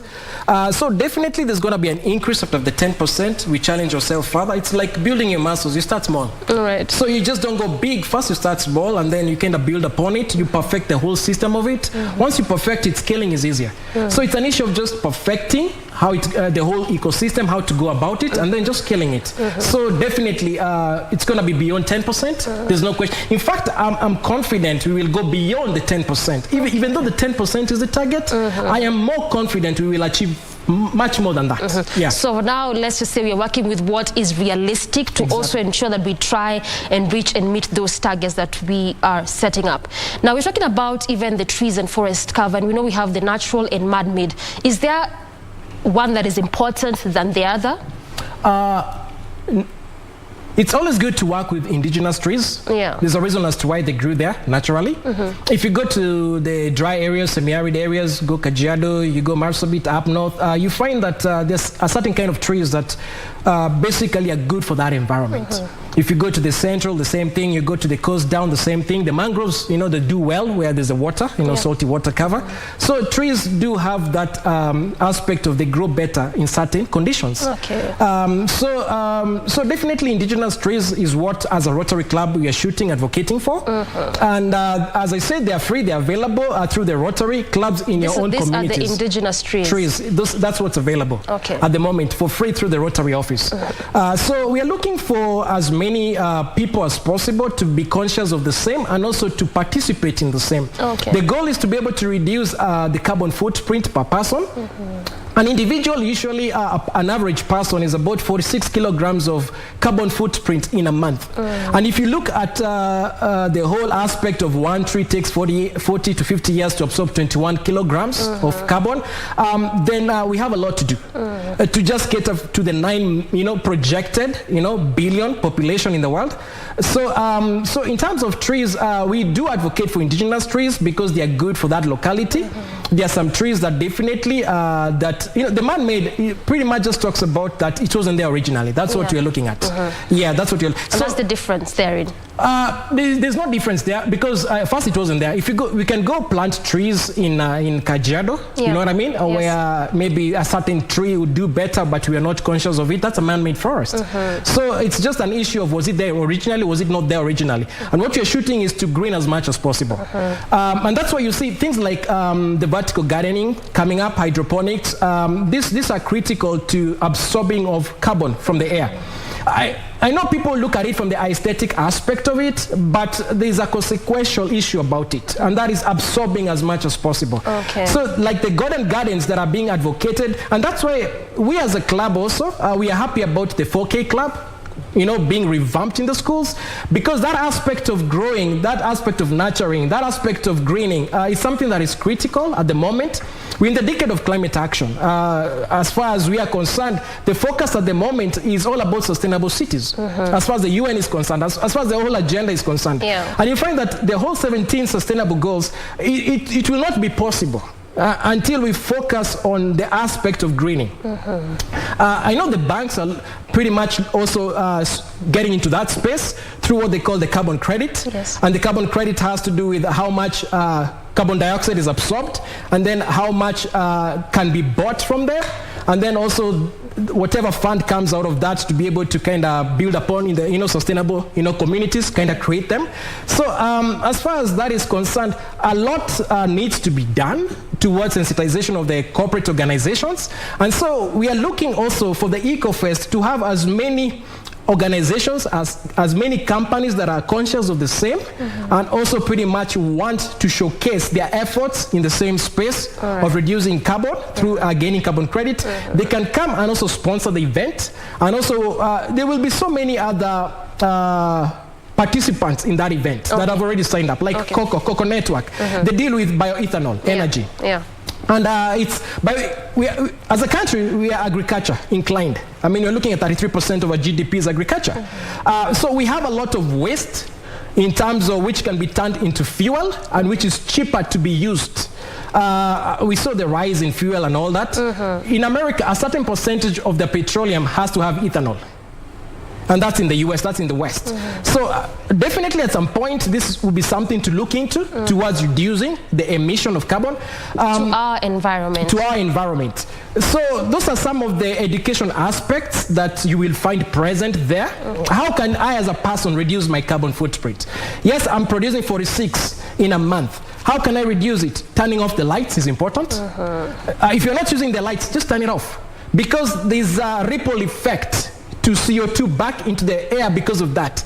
60% of our land is used for grazing, livestock, that is. And so that basically is more carbon into the air because they graze, they reduce in terms of carbon being absorbed back into the soil. And so we also advocate for plant-based diets, which not only good for you as an individual for your own health, but also good for the environment because it absorbs the carbon. So all these education aspects will be present. Okay, I hear you. So when it comes to that bit of hydroponics or even greenhouse, it's not just a question of being sophisticated, it's actually because there's a very good benefit it has to our environment. And yes, you talked about the CO2 when it comes to the trees and us having, so many of them. But I also just want you to break it down for us further. Maybe when we understand the importance of having trees in our environment, we will see now the need not to cut them and the need to continuously plant them, not just when it's World Forest Day or World Water Day, but actually making it a culture and a practice to do so. Definitely there's need for that, for it to become, and that's why I said it's commendable that 4K Club came back into the space, the school space, to sensitize from an early age that you need to grow something, learn how to grow something. To the kids, it may seem just something in the curriculum that has to be done, but it's a habit you're building inside of them. As I said, Gordon, for example, is also working with the Ministry of Education towards curriculum development in the TVET space towards the same, in such a way they show a linkage between agriculture and your health. That's important. And also, this is supposed to be scaled down to what we call also the Gordon Eco Clubs. As I said initially, as Lavington Eco Rotary Club, we've been working with school. Kawangware Primary is a good example, which can be visited. In fact, during the UNEP 50th anniversary, the Deputy Secretary General, that is Amina, Her Excellency Amina, she came to see the work we were doing on the ground, and she was impressed by the model. The model is working with the community, and that's what Rotary clubs do. We work with the community to help them have a more sustainable environment for themselves. So at the school you find nurseries. We do teach children how to create their own nurseries, which they can be able to translate back at home. Because what they learn, they can do it at home. They can also be the champions in their own communities. But when we start at an early age, that's why I say it's commendable for 4K Club to be in the space, in school space, because what they learn, they do translate later on. It becomes a habit. Teach a child what they do. When they're of age, they never depart from it. Same story.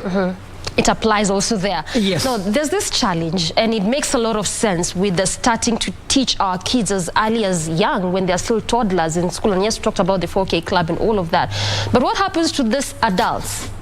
I mean, we've seen that culture, and you mentioned it a bit when you're beginning our conversation. You are done with your candy sweet, you just throw it somewhere as you're passing. You're done with your soda bottle, and sometimes even the recycle bins are there. So in this aspect, yes, children can learn as they grow up, and it's something very good, but already the adult population, what do we do in respect to that? Because yes, we talked about those gains made so far, but we cannot shy away from the challenge that still exists when it comes to conserving our environment. That is true. Banning of plastics was a success, right? And we're talking of adults. So which means it's possible. Because at the end of the day, we all want to live. Was it really a success? I can say it's a success. To a great extent? To a great extent. All right. Because there was a time plastic was normal to find it anywhere, even outside your own house. It was normal. Now it's getting to almost impossible. There's a small percentage that still uses, but it's just to walk around. Much of the work that I do is in the field. Yes. So I do see that. So you're better placed. Yeah, I do see that. Now, when we come to informal settlements, that's where there's a challenge. Okay. That's where there's a challenge, because there's a lack of structure towards addressing that. Question is, what will they do with the plastics they do have? And also we have plastic that has accumulated over the years.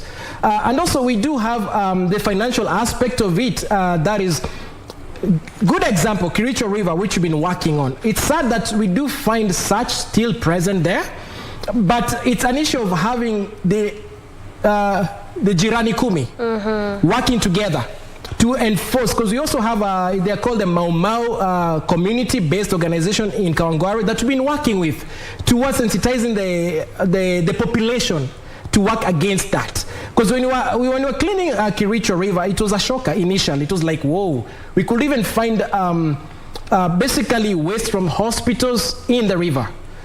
It was sad. And this is the same water that will grow the skuma wiki that you will go buy somewhere else. Even the marine life. Exactly. So to a greater extent, to a greater percentage, it's been a great success. There's no doubt about it. But we have isolated cases whereby enforcement needs to be kind of looked into, because it's an issue of enforcing now. But as far as the success of it, because we have a very educated adult population. We do have a very educated population across Africa. We have Egypt, we have South Africa, Kenya comes close, you know what I mean? Yeah. So my point is, we all want a better life. If you look at what people eat right now, people are more conscious of what they eat now than what they used to eat. I mean, back in the day. So there's a bit of more awareness in respect to that. Exactly. All right. So the success towards dealing with the adult is something that will kick in. The more we kind of advocate the same, the more there's enforcement towards the same. That's not a challenge, because we all want a better life. We all want to live long. Nobody wants to spend their money on hospital bills. On something they could have avoided. Yeah. That's it. So it just means that perhaps even when it comes to the adult population, is more of having this conversation more often. Yes. Let's stick with that plastic issues just a bit. We banned that as a country in 2017. At least as we speak, over 30 countries in the African continent have done that. Speak of the likes of Tunisia, South Africa, and the likes. And yes, you talked about the informal settlement as also one of the areas that can pose a challenge. But what exactly is the missing link? Because just as I mentioned, I mean, you would go to even estates, and oftentimes the small and the medium scale traders would sell you items or even goods on some of these plastic bags. And there was a time we had that there was a time whereby the country, and actually most of these traders, were importing it from our neighbors. So what exactly can we do to ensure that there is none of that completely? We already know how hazardous it is to our environment. It all has to do with enforcement. Okay. It all boils down to enforcement. The reason I say enforcement is because as adults, we are conscious. For example, when I'm driving on the road, and there's no policeman at a junction, we'll find that everybody's kind of want to be the one to move. But you find a policeman, what happens? Everybody's they do follow what's supposed to be done. So it's a question of enforcement. It's a question of, is there a painful aspect that will kick in after I do this? So enforcement is the issue. I lived in the US for 17 years, and it was interesting to see that people are more conscious of what they drop. Extremely conscious, because there are penalties. The law is there. Exactly. And it works. It works. All right. It works. There are penalties if you're seen doing that. So it's an issue of enforcement. We do have the structures that can do that. It's an issue of now that taking place. All right. Yes. Makes a lot of sense. So again, it just boils down to how we can see, how we can be able to enforce and make it a rule and a law that actually is working and applicable. Felix, as we wind down this conversation, I'd want you to just talk to us about urbanization. We're seeing a lot of migration in terms of leaving the rural areas, coming to urban centers. They say that this is a place where there's a lot of opportunities. And you're talking about a population of 8 billion as we speak. By 2050, we'll be talking of 10 or even 11 or even more when it comes to that population. And there's nothing that governments can do when it comes to expanding land masses. It is as is. So what can they do to balance the population with the environment for the betterment of our environment as we wind down, Felix? Interesting. This all goes back to socioeconomic issues. Everybody wants a better life. Yes. And because everybody wants a better life, they look for it wherever it is. That's why still people doesn't matter even if it's the urban wherever center. it is, wherever it is. So devolution helped to a certain extent to devolve some aspects of the government. Perfection is needed. There's no question about it. At the moment, we do have what Honorable Musyoka is rolling out as the national food, it's called what? It's a plan for the national government towards digital economy for different 1450 words. It's a master plan, sorry, it's a master plan. Now, the master plan is supposed to be able to ensure that there's equity of access to things like the internet. There's equity of access to education. There's democratization of education as an aspect of it. Everybody's looking for a better life. So it's an issue of whatever we have at the national government being devolved down to the mashinani. So all these economic viabilities are possible if there's connectivity. Connectivity is a lacking aspect. The road network is helping a lot. There are places that have really grown as a result of that. So it's an issue of now. Technology is something that you cannot take away from basically the next economy or the current economy.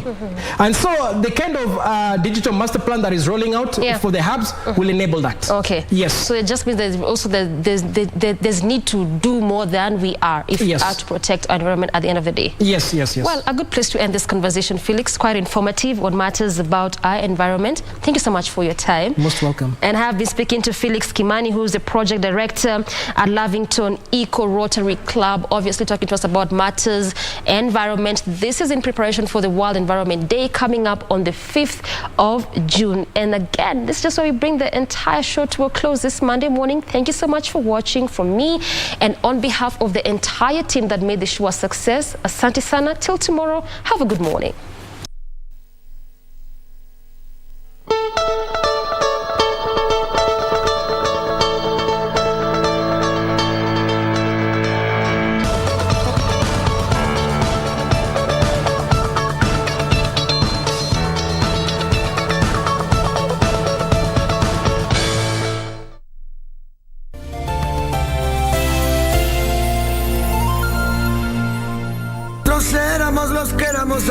I was going to pay her. She still won't do it. Why do you give me friends like this? Why? Oh, this is so infuriating.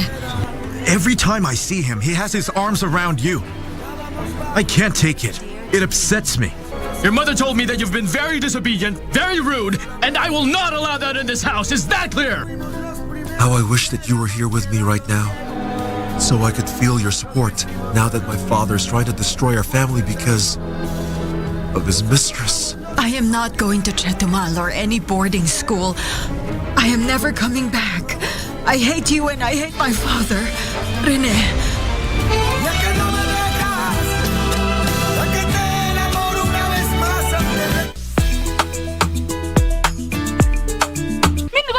Chinese ndio lugha ngumu kushinda lugha zote. Kumbe mimi nasikianga ni kama nimepoa. Sasa nani mtu anakuitisha chapati chafua? Mogaka, chapati chafua ni nini? Wewe sio umeitisha mambo chafu chafu. Watu chafu chafu zao haziko hapa. Hizi ni special. Chafu ende huko utaletewa. Or rather, some dessert. Some mushroom soup with some scones. Guess who? Leo, ofunde this tumetembelewa na mkeni wa heshima. Hata nikikwambia ni nani huwezi kuamini. Mkeni wa special. Kutoka na sadika hii tumewacha kila kitu special from here. Anaongoja harakisha.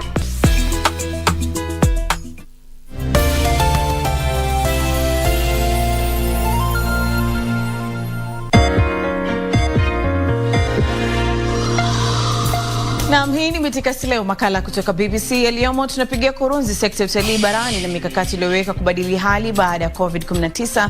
Baadaye tunapigia darubini swala la ukosefu usalama katika Jamhuri ya Kidemokrasia ya Kongo inaacha wengi kuwa wakimbizi wa ndani kwa ndani. Kisha tunalitupia macho gari la umeme loundwa na kutengenezwa na msanii maarufu wa Tanzania. Moja kwa moja kutoka Nairobi, Kenya. Twende kazi.